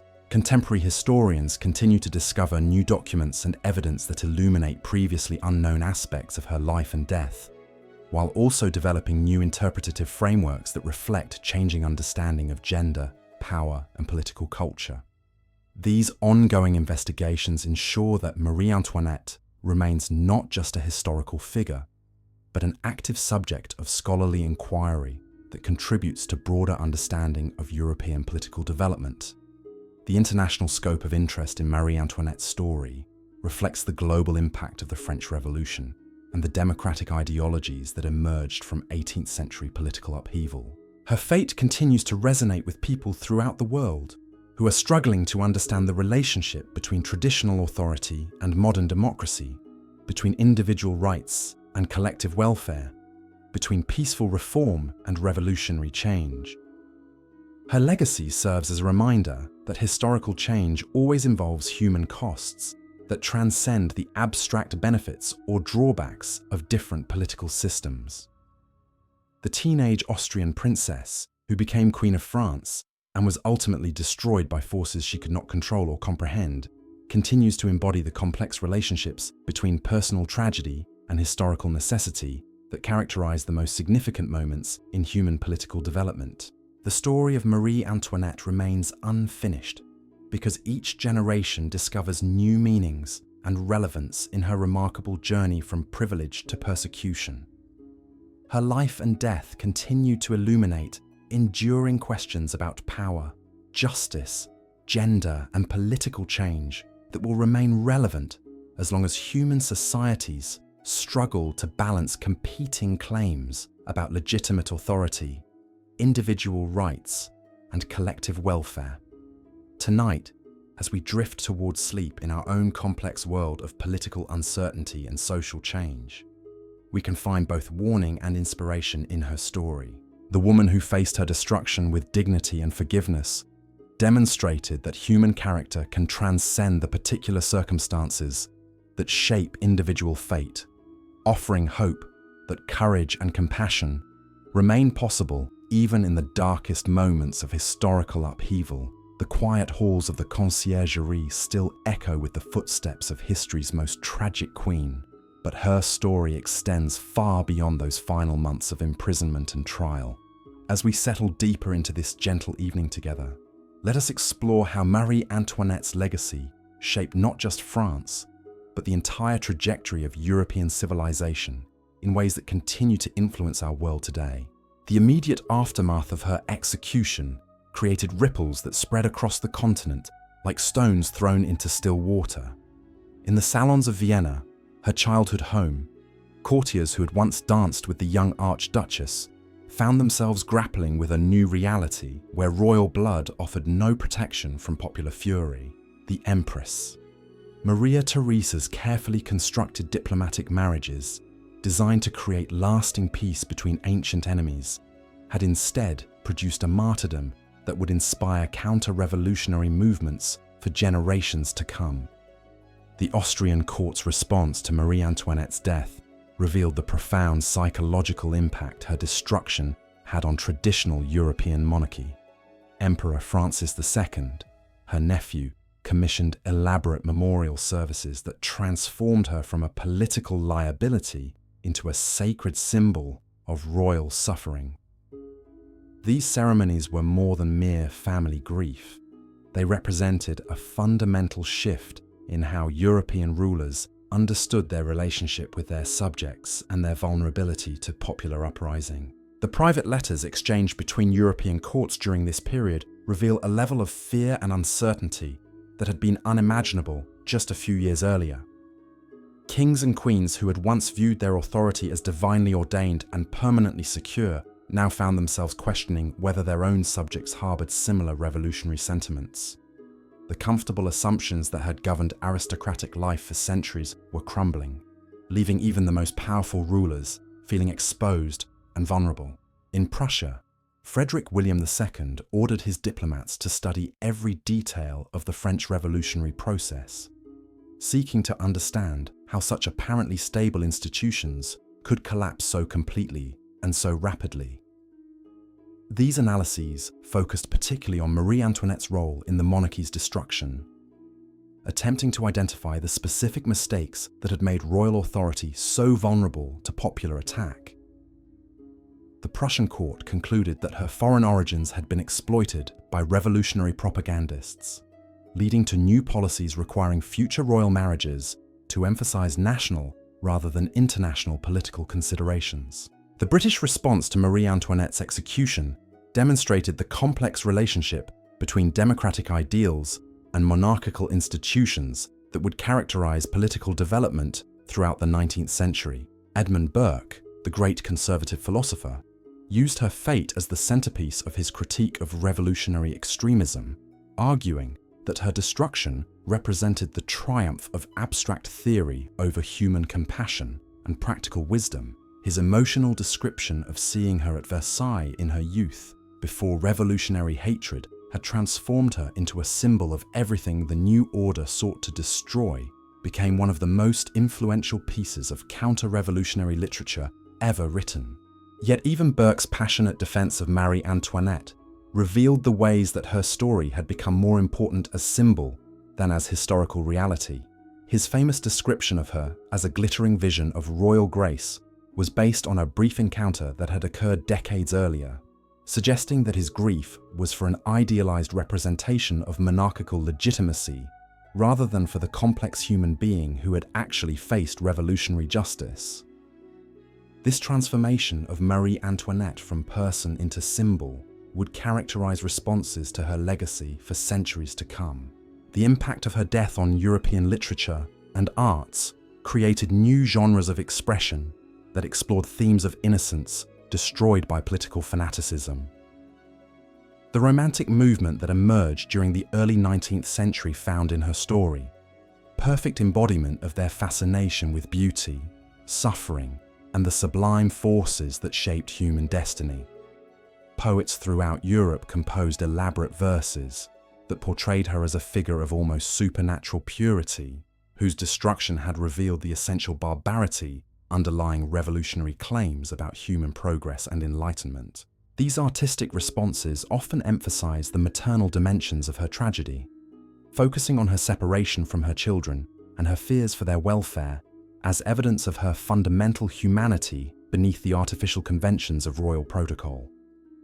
The image of the grieving mother, torn from her offspring by political necessity, resonated powerfully with audiences who could identify with parental love, even if they could not understand the complexities of 18th century court politics. This emphasis on her maternal suffering helped transform public perception of Marie Antoinette, from frivolous queen to tragic woman, making her story accessible to people who had little interest in aristocratic privilege or political theory. The religious dimensions of responses to her execution revealed the complex relationship between Christianity and revolutionary ideology that would influence European political culture throughout the modern period. Catholic theologians argued that her dignified acceptance of persecution demonstrated the spiritual superiority of Christian resignation over revolutionary vengeance, while Protestant thinkers emphasized her final letters' expressions of forgiveness as evidence that true faith could transcend political hatred and personal resentment. These religious interpretations of her death created new forms of popular devotion that treated her as an unofficial martyr whose intercession might provide protection for other victims of political persecution. Prayers composed in her memory circulated throughout Catholic Europe, while Protestant communities developed their own forms of commemoration that emphasized her moral example rather than her potential sainthood. The fact that these religious responses crossed denominational boundaries demonstrated the universal appeal of her story as an example of faith triumphant over worldly suffering. The emergence of Napoleon Bonaparte and his transformation of revolutionary France into an empire created new opportunities for reassessing Marie Antoinette's legacy within the context of French political evolution. Napoleon's restoration of court ceremony and aristocratic titles seemed to vindicate those who had argued that revolutionary extremism had destroyed valuable traditions along with harmful abuses. The emperor's marriage to Marie Louise of Austria created symbolic parallels with Marie Antoinette's earlier union that suggested the possibility of reconciling revolutionary achievements with monarchical stability.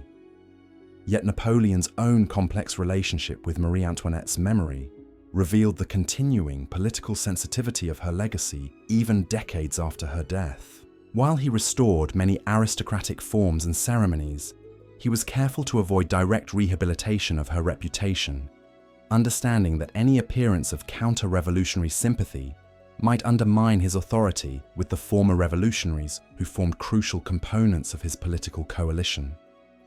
His silence about her fate spoke volumes about the continuing power of revolutionary mythology to shape French political discourse.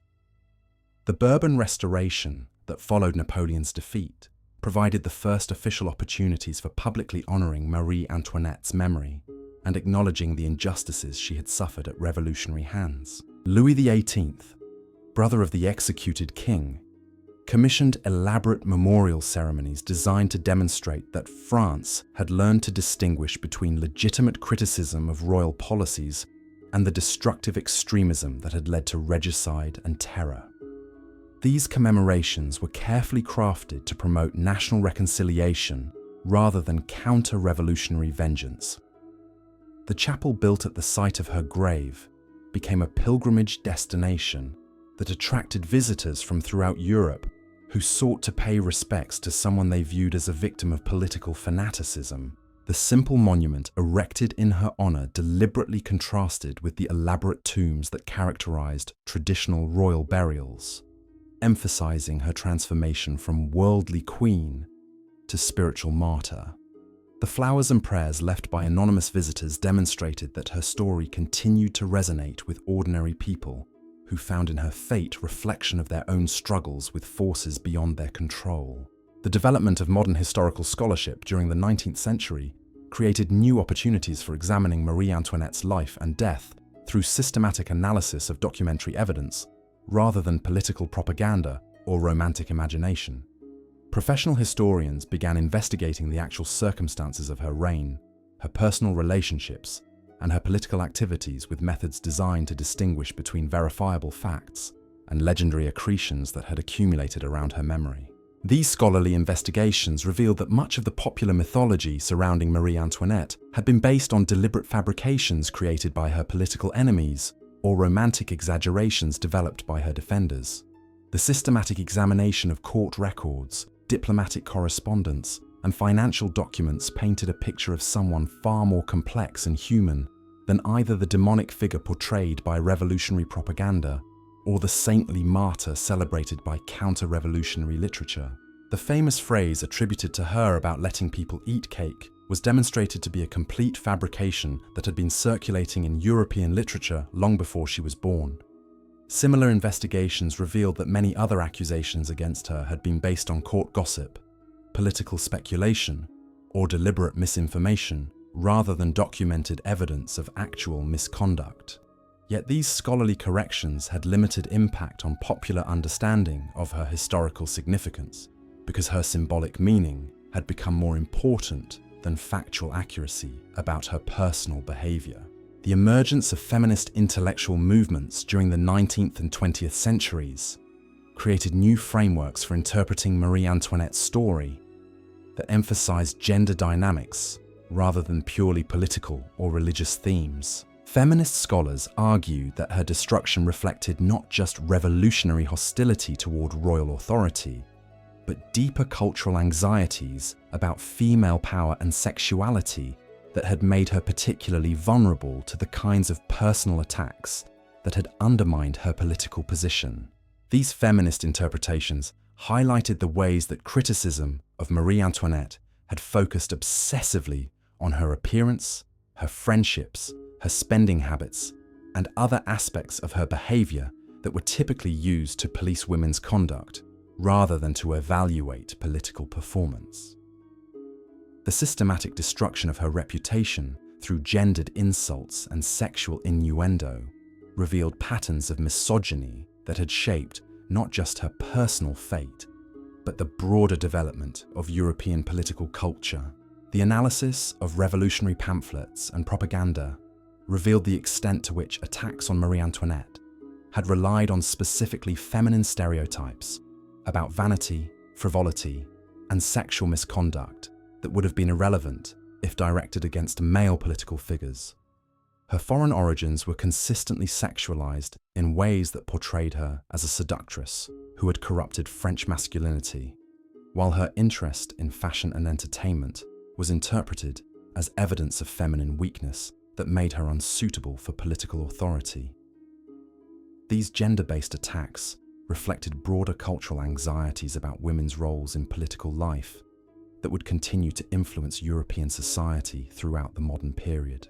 The revolutionary movement that had proclaimed equality and universal rights had simultaneously reinforced traditional gender hierarchies by eliminating the few spaces where aristocratic women had been able to exercise informal political influence.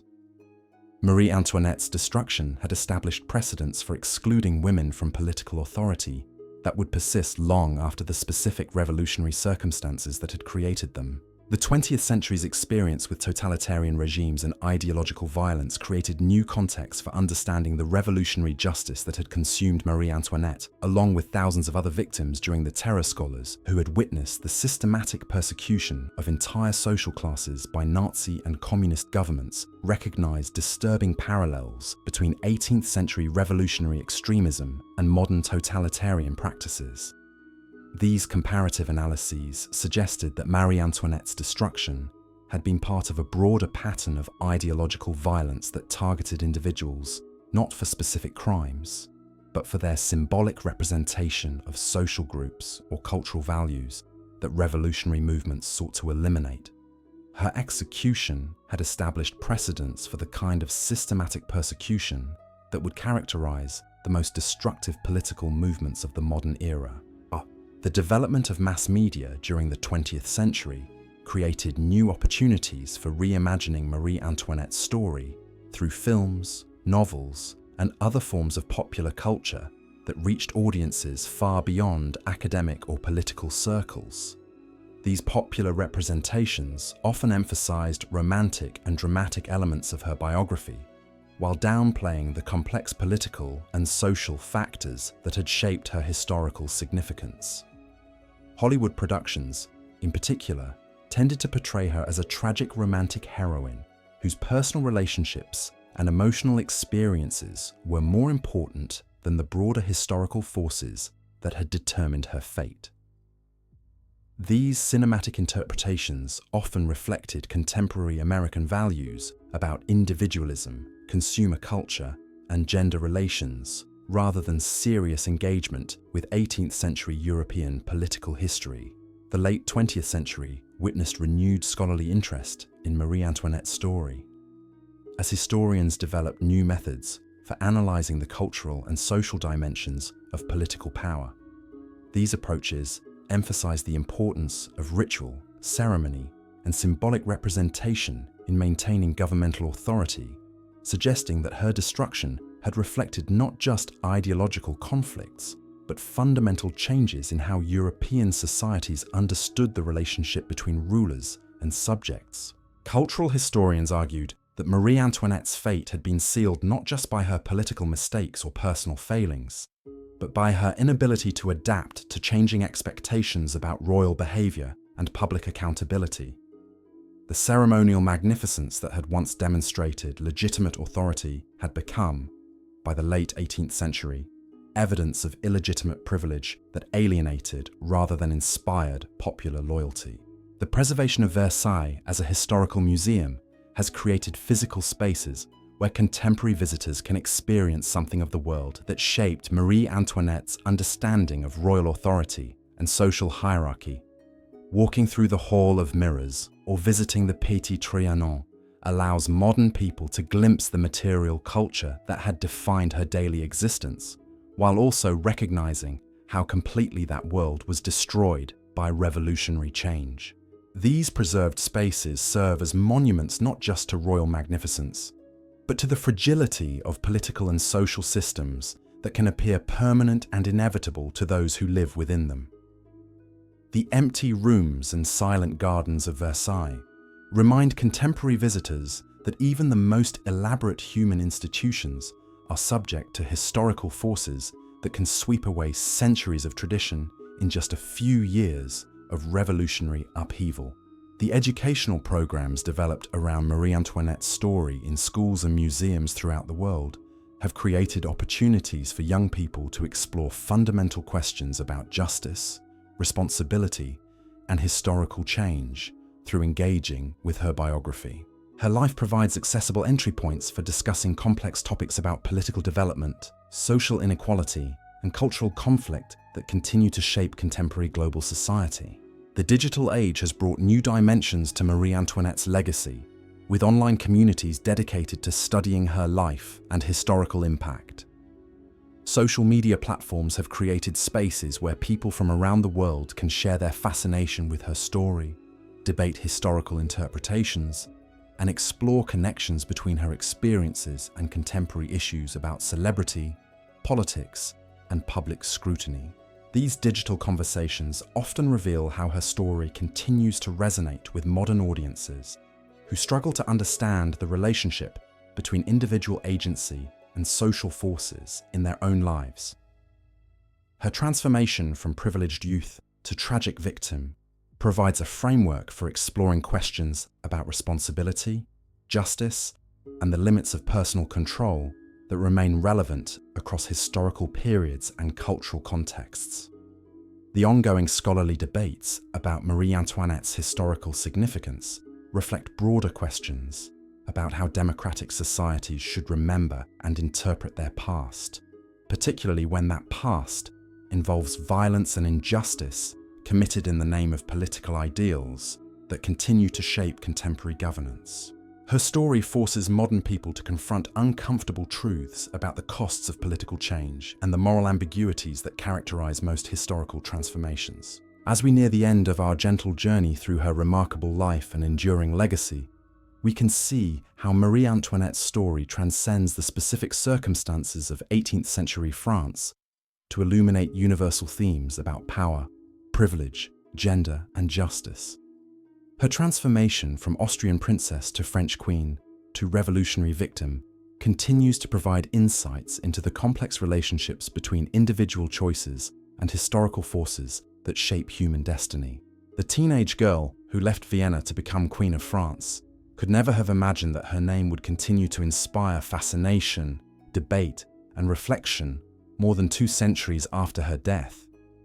Her legacy reminds us that history is not just about grand political movements and abstract ideas, but about real people whose lives and deaths continue to shape our understanding of what it means to be human in the face of forces larger than ourselves. Tonight, as we prepare for peaceful rest, we can carry with us the image of Marie Antoinette facing her final dawn with dignity and forgiveness, demonstrating that the human spirit can transcend even the most tragic circumstances. Her story offers both warning and hope, reminding us that while we cannot always control the forces that shape our lives, we can choose how we respond to them with courage, compassion, and grace. In the quiet chambers of the Conciergerie, where candlelight flickered against stone walls that had witnessed centuries of human suffering, Marie Antoinette spent her final weeks contemplating a world that had transformed beyond recognition. The woman who had once commanded the attention of Europe's most glittering courts now found herself reduced to a prisoner's simple existence. Yet in this reduction, she discovered depths of character that had remained hidden beneath years of ceremonial obligation. The revolutionary tribunal that would judge her fate represented more than a legal proceeding. It embodied the complete inversion of everything she had understood about justice, authority, and social order. The judges who would determine her guilt or innocence were men who viewed her very existence as evidence of crimes against humanity. They saw in her not an individual woman who had made specific choices under particular circumstances, but a symbol of systematic oppression that had to be eliminated for the revolution to achieve its purifying goals. Her defense attorney, Claude Chauveau-Lagarde, faced an impossible task that revealed the fundamental nature of revolutionary justice. He was expected to provide legal representation for someone whose symbolic significance had already predetermined her fate. Every piece of evidence he presented, every argument he made on her behalf, was interpreted through the lens of revolutionary ideology that made genuine legal defense meaningless. The trial was theatre designed to provide moral justification for a political necessity that had been decided long before the proceedings began. The charges against Marie Antoinette read like a catalogue of everything the revolution opposed about the old regime. She was accused of corrupting her husband's political judgment, of maintaining treasonous correspondence with foreign enemies, of squandering national resources on personal luxuries, and of conspiring to restore absolute monarchy through military intervention. Each accusation contained enough partial truth to seem plausible, while being embedded in interpretative frameworks that made fair evaluation impossible. Her correspondence with her brother Leopold II, Emperor of Austria, became central evidence of her supposed treason against France. The letters she had written seeking assistance for her family were presented as proof of systematic collaboration with foreign enemies who sought to destroy French liberty and independence. The prosecutors made no distinction between a sister's desperate plea for help and a queen's calculated betrayal of her adopted country's interests. The financial records of her household expenses were scrutinized with microscopic attention to detail that transformed ordinary royal expenditures into evidence of criminal indifference to popular suffering. Every gown she had commissioned, every piece of jewelry she had purchased, every entertainment she had sponsored became proof of her callous disregard for the economic hardships that had driven ordinary French families to desperation. The prosecutors presented these expenses without context, ignoring the ceremonial obligations that had required such displays of magnificence and the economic benefits that royal patronage had provided to French artisans and craftsmen.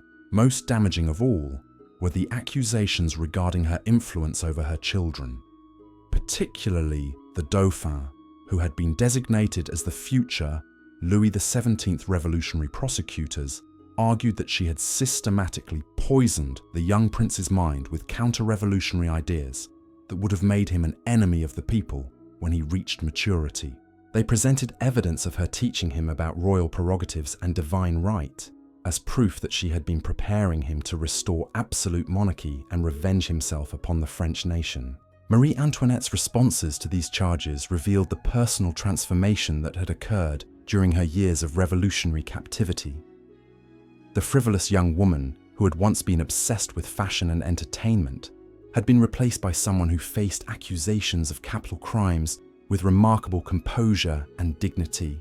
She answered questions directly and honestly, making no attempt to deny actions that could be proven while firmly rejecting interpretations that portrayed her maternal love and family loyalty as evidence of political treason. Her demeanor during the trial impressed even hostile observers who had expected to see either defiant arrogance or craven pleading for mercy. Instead, they witnessed someone who had found inner resources of strength that enabled her to maintain personal dignity while confronting the machinery of revolutionary justice that was designed to strip away every vestige of human worth from those it condemned. Her quiet responses to the most inflammatory accusations demonstrated a level of self-possession that contrasted sharply with the emotional extremism that characterized much revolutionary rhetoric. The testimony of witnesses called against her revealed the extent to which the revolutionary government had been collecting evidence about her activities for years before bringing formal charges. Servants who had worked in the royal household provided details about her daily routines, her private conversations, and her personal relationships that had been carefully documented and preserved for potential use in future legal proceedings. This systematic surveillance demonstrated that her destruction had been planned long before the specific circumstances that led to her trial. Many of these witnesses had been coerced or incentivized to provide testimony that supported the prosecution's case, making their statements unreliable as evidence but powerful as political theatre. Former courtiers who owed their survival to revolutionary tolerance found themselves forced to choose between loyalty to their former queen and their own safety. Most chose survival, providing testimony that confirmed popular suspicions about royal corruption and conspiracy, while protecting themselves from accusations of counter-revolutionary sympathy. The few witnesses who attempted to speak on Marie Antoinette's behalf faced immediate suspicion about their own political loyalties and revolutionary commitment. Their testimony was dismissed as evidence of continued aristocratic conspiracy, rather than honest evaluation of her character and conduct. The Revolutionary Tribunal had created a legal environment where defending the accused was itself considered evidence of political crime, making genuine justice impossible within the ideological framework that governed the proceedings. Marie Antoinette's final statement to the tribunal demonstrated the spiritual transformation that had occurred during her months of imprisonment and preparation for death. She acknowledged her mistakes and regrets, while maintaining her innocence of the specific crimes charged against her. Her words revealed someone who had come to understand her life and death within larger frameworks of divine providence and historical necessity that transcended the political calculations that had brought her to this moment. She expressed forgiveness for her enemies and acceptance of her fate in language that echoed Christian teachings about redemption through suffering. This religious dimension of her final testimony provided her with sources of meaning and comfort that were independent of the revolutionary ideologies that had condemned her.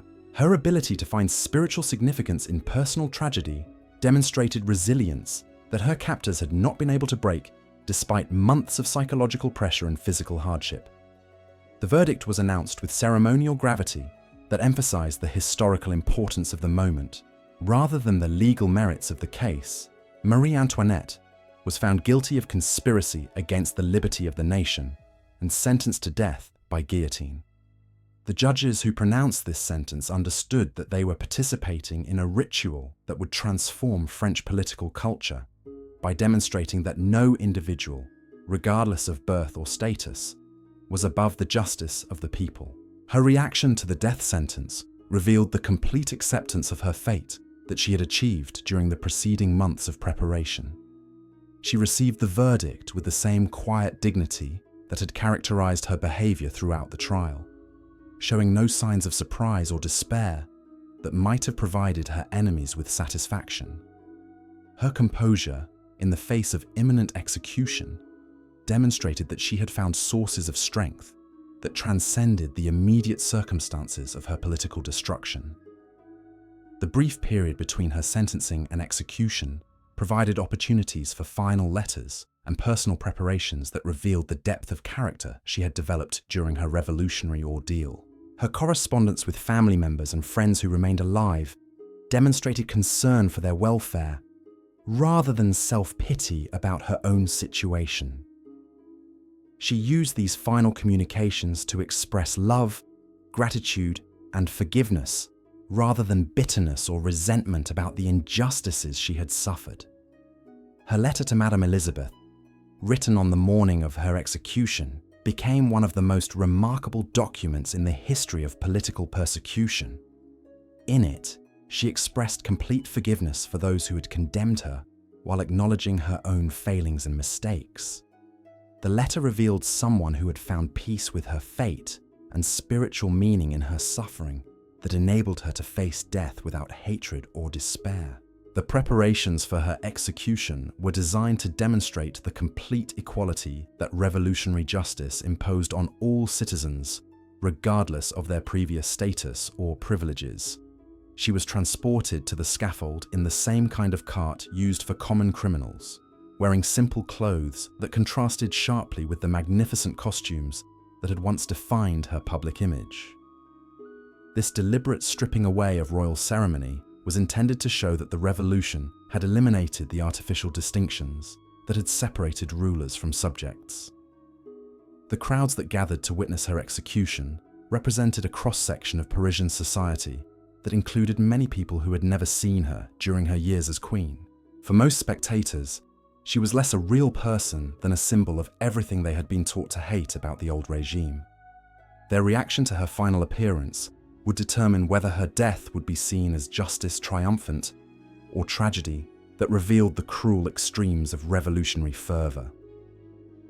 Her behavior during the journey to the scaffold provided her final opportunity to influence how her death would be remembered by posterity. She maintained the same dignity and composure that had characterized her conduct throughout her imprisonment and trial, refusing to provide her enemies with the spectacle of royal weakness or desperation that might have justified their harsh treatment of her. Her calm acceptance of her fate impressed even hostile observers who had expected to see either defiant arrogance or abject terror. The execution itself was carried out with the mechanical efficiency that had become characteristic of revolutionary justice during the Terror. The guillotine that ended her life was the same instrument that had claimed thousands of other victims, demonstrating the equality of death that revolutionary ideology imposed on all enemies of the people.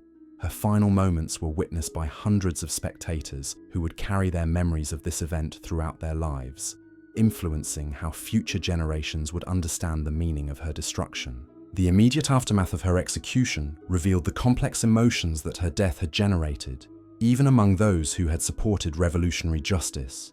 Many spectators who had come expecting to celebrate the elimination of France's greatest enemy, instead, found themselves moved by the dignity with which she had faced her fate. Her transformation from symbol of royal oppression into suffering human being created moral complications that revolutionary ideology had not anticipated or prepared to address. The disposal of her body was deliberately designed to prevent the creation of martyrdom sites that might become focuses for counter-revolutionary devotion. She was buried in an unmarked grave along with other victims of the Terror, with no ceremony or memorial that might preserve her memory for future generations. This attempt to erase her from history reflected revolutionary understanding that her symbolic significance might persist beyond her physical destruction if appropriate precautions were not taken. Yet the very attempts to eliminate her memory from French consciousness revealed the continuing power of her story to influence political culture and historical understanding.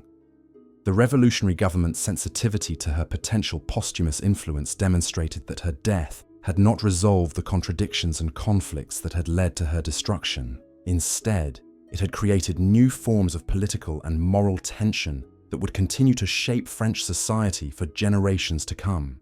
The news of Marie Antoinette's execution spread across Europe through diplomatic channels and newspaper reports that carried different interpretations of its significance to various national audiences. In Austria, her death was received as confirmation that revolutionary France had become completely dominated by extremist elements that posed existential threats to all European monarchies. The Habsburg court immediately began preparing for expanded military campaigns designed to restore legitimate government and prevent the spread of revolutionary contagion to other countries. British reactions revealed the complex relationship between democratic ideals and monarchical institutions that would characterize political development throughout the 19th century. Parliamentary debates about appropriate responses to her execution exposed deep divisions within British society about the proper balance between support for political reform and respect for traditional institutions. These discussions established precedents for how democratic societies would address questions about revolution, violence, and political change in their own territories and international relations. The impact on French émigré communities scattered across Europe was particularly profound, as Marie Antoinette's execution seemed to confirm their worst fears about the impossibility of negotiating with revolutionary authorities or finding compromise solutions that might preserve some elements of traditional government. Her death strengthened the resolve of counter-revolutionary movements, while also demonstrating the enormous risks involved in opposing the new regime that had consolidated its power through systematic elimination of all potential rivals. Religious leaders throughout Europe found in her execution powerful ammunition for their campaigns against revolutionary atheism and materialism.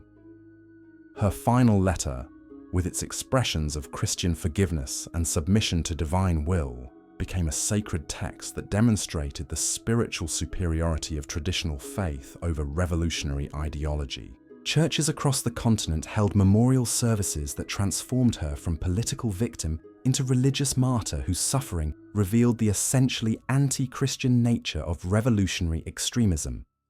The artistic and literary responses to her death created new forms of cultural expression that explored themes of innocence destroyed by political fanaticism. Romantic artists throughout Europe created paintings, sculptures, and literary works that portrayed her final moments with religious imagery, emphasizing her transformation from worldly queen to spiritual martyr. These cultural productions often depicted her as a figure of almost supernatural serenity, whose death revealed the fundamental barbarity underlying revolutionary claims about human progress and moral improvement. Writers across Europe composed elaborate works that used her story as a vehicle for examining broader questions about justice, mercy, and the relationship between individual suffering and historical necessity.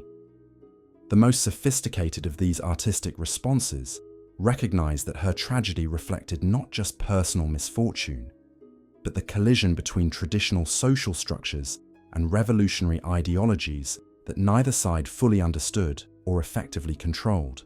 The emergence of Napoleon Bonaparte and his gradual transformation of revolutionary France into an empire created new opportunities for reassessing Marie Antoinette's legacy within the context of French political evolution. Napoleon's restoration of court ceremony, aristocratic titles, and imperial magnificence seemed to vindicate those who had argued that revolutionary extremism had destroyed valuable traditions along with harmful abuses. His marriage to Marie-Louise of Austria created symbolic parallels with Marie Antoinette's earlier union that suggested possibilities for reconciling revolutionary achievements with monarchical stability. Yet Napoleon's complex relationship with Marie Antoinette's memory revealed the continuing political sensitivity of her legacy even decades after her death.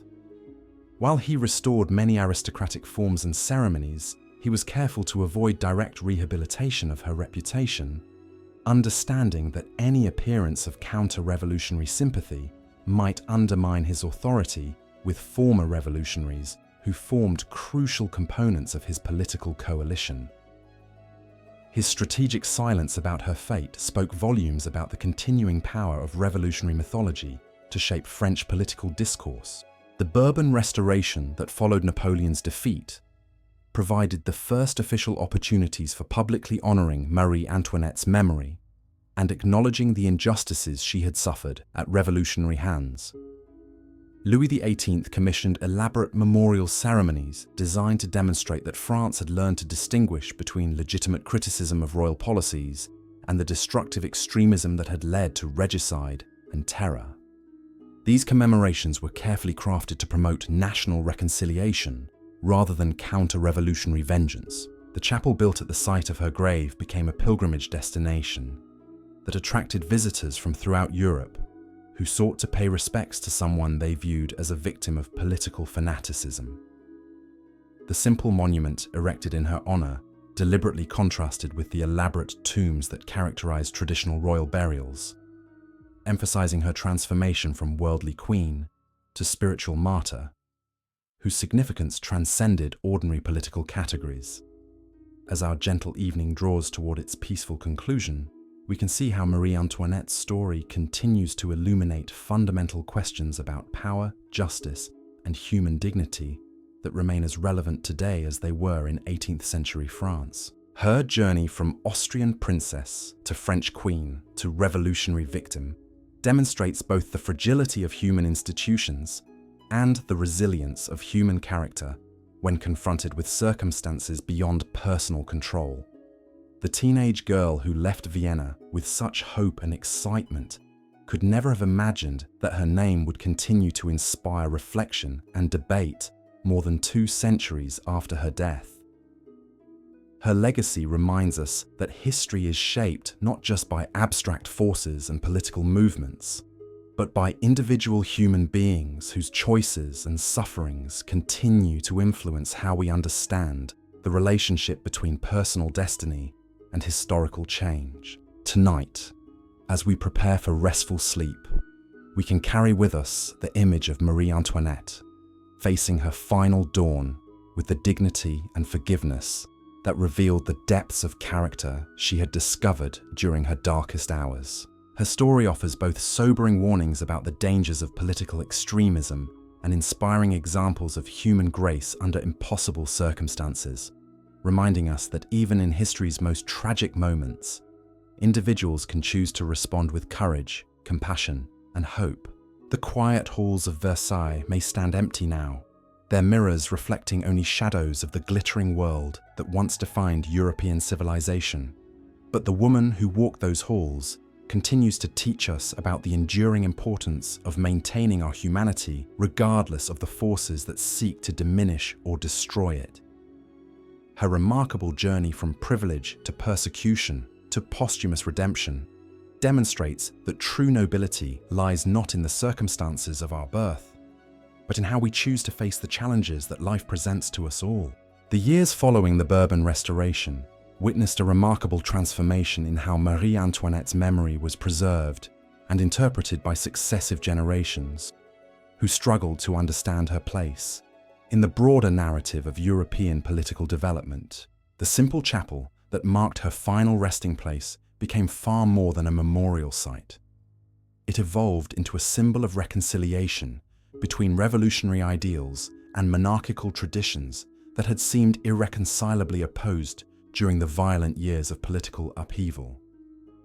Visitors who made pilgrimages to this modest shrine came from every social class and political persuasion, united by fascination with a story that transcended the specific circumstances of 18th century court politics. Former revolutionaries who had supported the radical transformation of French society found themselves moved by evidence of her personal suffering, while conservative monarchists discovered in her fate confirmation of their deepest fears about the dangers of popular democracy unleashed from traditional restraints.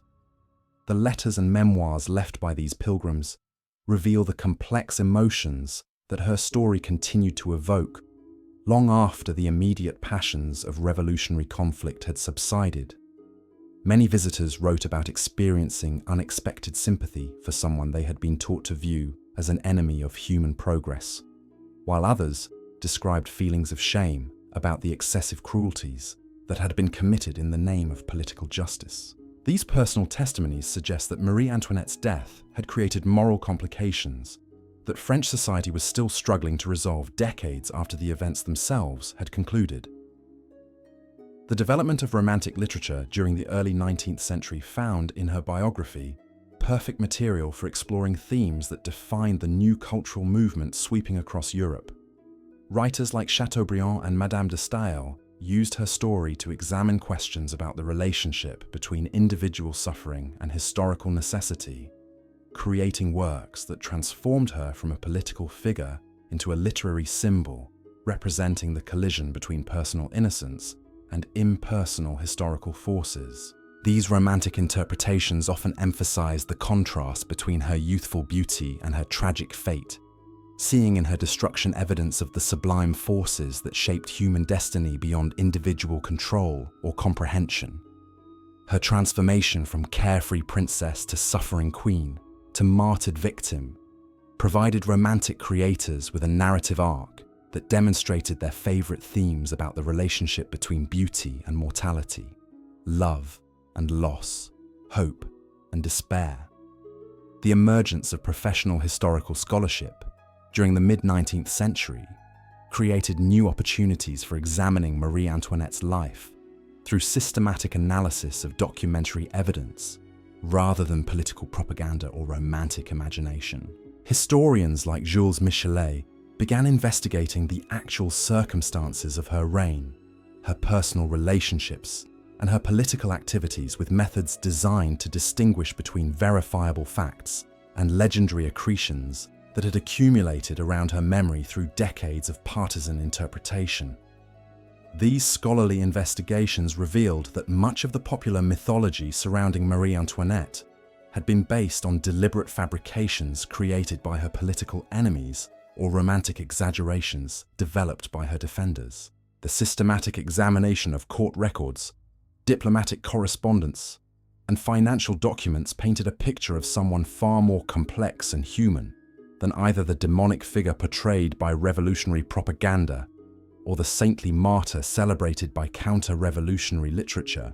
The famous accusation about her callous response to bread shortages, supposedly demonstrated by her suggestion that hungry peasants should eat cake, was proven to be a complete fabrication that had been circulating in European satirical literature for decades before she was even born. Similar investigations revealed that many other charges against her had been based on court gossip, political speculation, or deliberate misinformation rather than documented evidence of actual misconduct. Yet these scholarly corrections had limited impact on popular understanding of her historical significance because her symbolic meaning had become far more important than factual accuracy about her personal behavior. The woman who had been destroyed by revolutionary justice had been transformed into a powerful representation of broader conflicts between tradition and innovation, privilege and equality, foreign influence and national sovereignty that transcended the specific circumstances of 18th century France. The industrial transformation of European society during the 19th century created new contexts for understanding Marie Antoinette's supposed obsession with luxury and material display. As manufacturing processes made elaborate consumer goods available to broader segments of the population, her interest in fashion and decoration seemed less exceptional and more representative of emerging patterns of consumption that would characterize modern capitalist societies. Economic historians began arguing that her spending habits, while excessive by traditional aristocratic standards, had actually reflected sophisticated understanding of how material culture could be used to communicate social status and political authority in increasingly complex commercial environments. Her supposed frivolity had represented early recognition of the political and cultural significance of consumer goods that would become central features of modern democratic societies. These economic reinterpretations suggested that Marie Antoinette had been ahead of her time in understanding the relationship between personal style and public authority, making her destruction not just a personal tragedy, but a loss of innovative approaches to royal representation that might have helped traditional monarchies adapt more successfully to changing social conditions. Her experiments with informal court ceremonies and accessible royal behavior had anticipated developments in constitutional monarchy that would prove essential for institutional survival in democratic ages. The emergence of feminist intellectual movements during the late 19th and early 20th centuries created entirely new frameworks for interpreting Marie Antoinette's story that emphasized gender dynamics rather than purely political or religious themes. Feminist scholars argued that her destruction had reflected not just revolutionary hostility toward royal authority, but deeper cultural anxieties about female power and sexuality that had made her particularly vulnerable to the kinds of personal attacks that had systematically undermined her political position. These feminist interpretations highlighted the ways that criticism of Marie Antoinette had focused obsessively on her appearance, her friendships, her spending habits, and other aspects of her behavior that were typically used to police women's conduct, rather than to evaluate political performance. The systematic destruction of her reputation through gendered insults and sexual innuendo revealed patterns of misogyny that had shaped not just her personal fate, but the broader development of European political culture. The analysis of revolutionary pamphlets and propaganda materials revealed the extent to which attacks on Marie Antoinette had relied on specifically feminine stereotypes about vanity, frivolity, and sexual misconduct that would have been considered irrelevant if directed against male political figures. Her foreign origins had been consistently sexualized in ways that portrayed her as a seductress who had corrupted French masculinity, while her interest in fashion and entertainment was interpreted as evidence of feminine weakness that made her unsuitable for political authority. These gender-based attacks reflected broader cultural anxieties about women's roles in political life that would continue to influence European and American society throughout the modern period. The revolutionary movement that had proclaimed universal equality and individual rights had simultaneously reinforced traditional gender hierarchies by eliminating the few spaces where aristocratic women had been able to exercise informal political influence through court connections and personal relationships. Marie Antoinette's destruction had established precedents for excluding women from political authority that would persist long after the specific revolutionary circumstances that had created them. Her fate served as a warning to future generations of women about the dangers of challenging conventional expectations about feminine behavior and the risks involved in seeking to influence public affairs through personal relationships or cultural innovation. The development of mass media during the 20th century created unprecedented opportunities for reimagining Marie Antoinette's story through films, novels, radio programs, and other forms of popular culture that reached audiences far beyond academic or political circles. These popular representations often emphasized romantic and dramatic elements of her biography, while downplaying the complex political and social factors that had shaped her historical significance. Hollywood productions, in particular, tended to portray her as a tragic romantic heroine whose personal relationships and emotional experiences were more important than the broader historical forces that had determined her fate. These cinematic interpretations often reflected contemporary American values about individualism, consumer culture, and gender relations rather than serious engagement with 18th century European political history. The most successful of these popular adaptations understood that Marie Antoinette's story provided perfect material for exploring universal themes about youth, beauty, privilege, and mortality that resonated with modern audiences regardless of their knowledge about French history or revolutionary politics. Her transformation from sheltered princess to sophisticated queen to persecuted victim offered dramatic possibilities that transcended the specific historical circumstances that had shaped her actual experience. Yet these popular interpretations also contributed to the continuing mythologization of her story, often perpetuating romantic stereotypes that obscured the more complex realities that scholarly research had revealed about her character and historical significance. The tension between popular fascination and academic accuracy would continue to characterize responses to her legacy throughout the 20th and 21st centuries. The digital revolution of the late 20th and early 21st centuries has created entirely new possibilities for exploring and sharing Marie Antoinette's story through online communities, digital archives, and interactive media that allow unprecedented access to historical documents and scholarly interpretations. These technological developments have democratized historical research, while also creating new forms of popular engagement with her biography that transcend traditional boundaries between academic scholarship and public interest. Online forums dedicated to studying her life have produced collaborative research projects that combine professional historical methods with enthusiastic amateur investigation, creating new forms of knowledge production that challenge traditional academic hierarchies while maintaining rigorous standards for evidence and interpretation. These digital communities often focus on specific aspects of her story that have been neglected by conventional scholarship, such as her relationships with servants, her daily routines, or her responses to contemporary cultural developments. The preservation of Versailles as a UNESCO World Heritage Site has created physical spaces where contemporary visitors from around the world can experience something of the environment that shaped Marie Antoinette's understanding of royal authority and social hierarchy. The restoration of her private apartments, including the famous Petit Trianon and its surrounding gardens, allows modern people to glimpse the material culture that had defined her daily existence, while also recognizing how completely that world was destroyed by revolutionary change. These preserved spaces serve as powerful reminders of both the magnificence and the fragility of human institutions that can appear permanent and inevitable to those who live within them. The empty rooms and carefully maintained gardens of Versailles demonstrate how quickly even the most elaborate social systems can be swept away by historical forces that their creators never anticipated or understood. Educational programs developed around Marie Antoinette's story in schools and museums throughout the world have created opportunities for young people to explore fundamental questions about justice, responsibility, and historical change through engaging with her biography.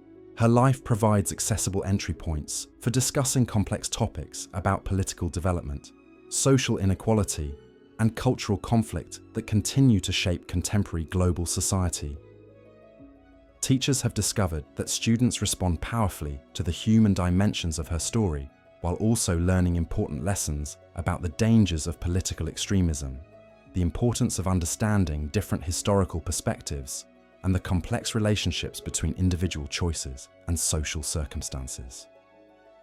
Her transformation from privileged youth to tragic victim resonates with young people who are developing their own understanding of fairness, responsibility, and moral complexity. The ongoing scholarly debates about Marie Antoinette's historical significance reflect broader questions about how democratic societies should remember and interpret their past, particularly when that past involves violence and injustice committed in the name of political ideals that continue to shape contemporary governance. Her story forces modern people to confront uncomfortable truths about the costs of political change and the moral ambiguities that characterize most significant historical transformations. Contemporary historians continue to discover new documents and evidence that illuminate previously unknown aspects of her life and death, while also developing new interpretive frameworks that reflect changing understanding of gender, power, and political culture. These ongoing investigations ensure that Marie Antoinette remains not just a historical figure, but an active subject of scholarly inquiry that contributes to broader understanding of European political development and its global implications. The international scope of interest in Marie Antoinette's story reflects the worldwide impact of the French Revolution and the democratic ideologies that emerged from 18th century political upheaval. Her fate continues to resonate with people throughout the world who are struggling to understand the relationship between traditional authority and modern democracy, between individual rights and collective welfare, between peaceful reform and revolutionary change. As we drift deeper into this peaceful evening, we can see how Marie Antoinette's legacy extends far beyond the specific events of her life and death to encompass enduring questions about human nature, political justice, and the relationship between personal character and historical circumstances. Her story continues to provide insights into the complex dynamics that shape political change and the moral challenges that confront individuals who find themselves caught between competing visions of social organization and legitimate authority. The woman who began her adult life as the most privileged person in one of Europe's most powerful kingdoms ended it as a symbol of the vulnerability that all human beings share when confronted by forces larger than themselves.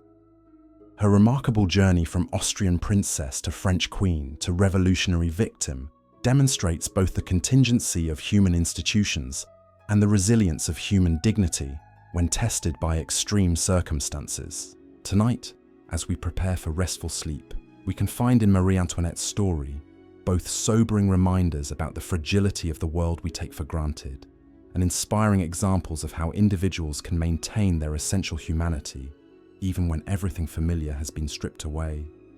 Her legacy continues to teach us that true nobility lies not in the accidents of birth or the privileges of position, but in how we choose to face the challenges that history presents to us all. The candlelight that once illuminated the magnificent halls of Versailles has long since been extinguished, but the memory of the young woman who walked those halls continues to cast its own gentle glow across the centuries, reminding us that every human story, no matter how grand or tragic, ultimately speaks to universal truths about love, loss, courage, and the enduring hope that sustains us through our darkest hours. The quiet echoes of her footsteps in those final prison corridors seem to whisper still through the passages of history, carrying with them lessons that extend far beyond the gilded cage of Versailles into our own complex modern world. As we settle deeper into this gentle night together, let us explore how Marie Antoinette's extraordinary story continues to illuminate the intricate relationships between power and vulnerability, between public perception and private truth, that shape human experience across all ages and cultures. And In the decades following her death, something remarkable began to emerge from the ashes of revolutionary fury. The woman who had been systematically demonized as the embodiment of everything wrong with aristocratic privilege slowly began to be understood as something far more complex and tragically human.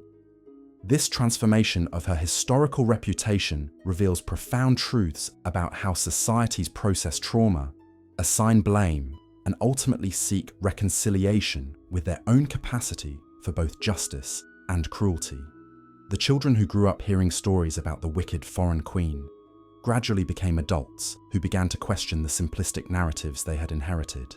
As France struggled to rebuild itself from the devastation of revolutionary violence, many citizens found themselves wondering whether the systematic destruction of individuals like Marie Antoinette had truly been necessary for achieving the political changes they had sought.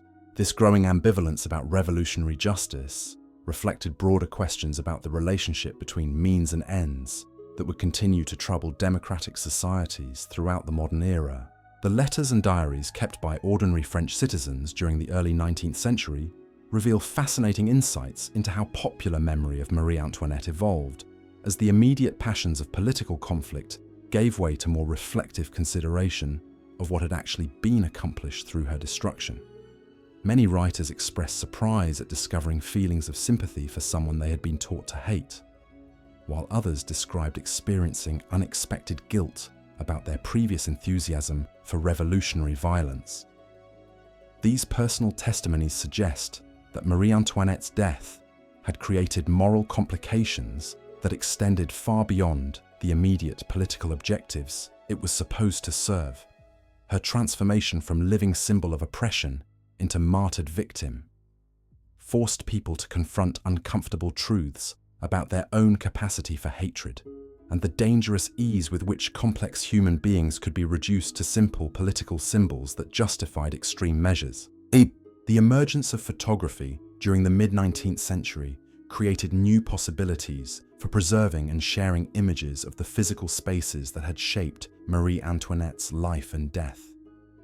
The first photographs of Versailles, taken when the palace was still scarred by revolutionary damage, captured something of the melancholy that surrounded her memory during this period. These images revealed rooms where magnificent ceremonies had once taken place, now standing empty and partially ruined, their silence speaking volumes about the fragility of human grandeur. Similarly, early photographs of the conciergerie showed the stark prison cells where she had spent her final weeks, creating powerful visual contrast between the luxury she had known as queen and the harsh conditions she had endured as a condemned prisoner. These documentary images helped transform abstract historical knowledge into emotional understanding that touched viewers in ways that written descriptions could never achieve. The development of tourism during this same period brought increasing numbers of visitors to the sites associated with Marie Antoinette's story, creating new forms of popular engagement with her memory that transcended the political and religious frameworks that had previously dominated interpretations of her significance.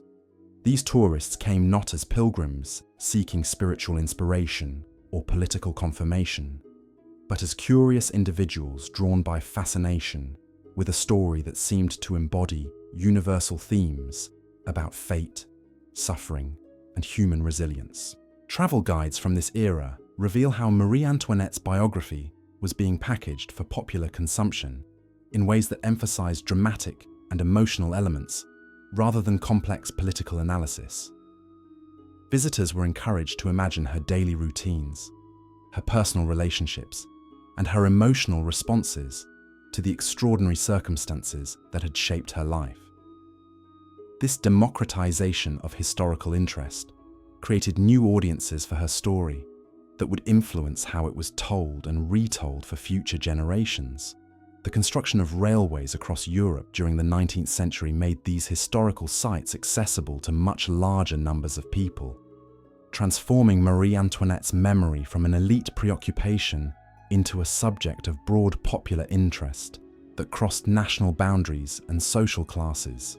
Visitors from across the continent came to see the places where she had lived and died, creating international communities of interest that transcended the political divisions that had originally given her story its significance. And so, dear friend, as the final shadows of our evening settle around us, we come to the end of this remarkable journey through one of history's most extraordinary and heartbreaking lives.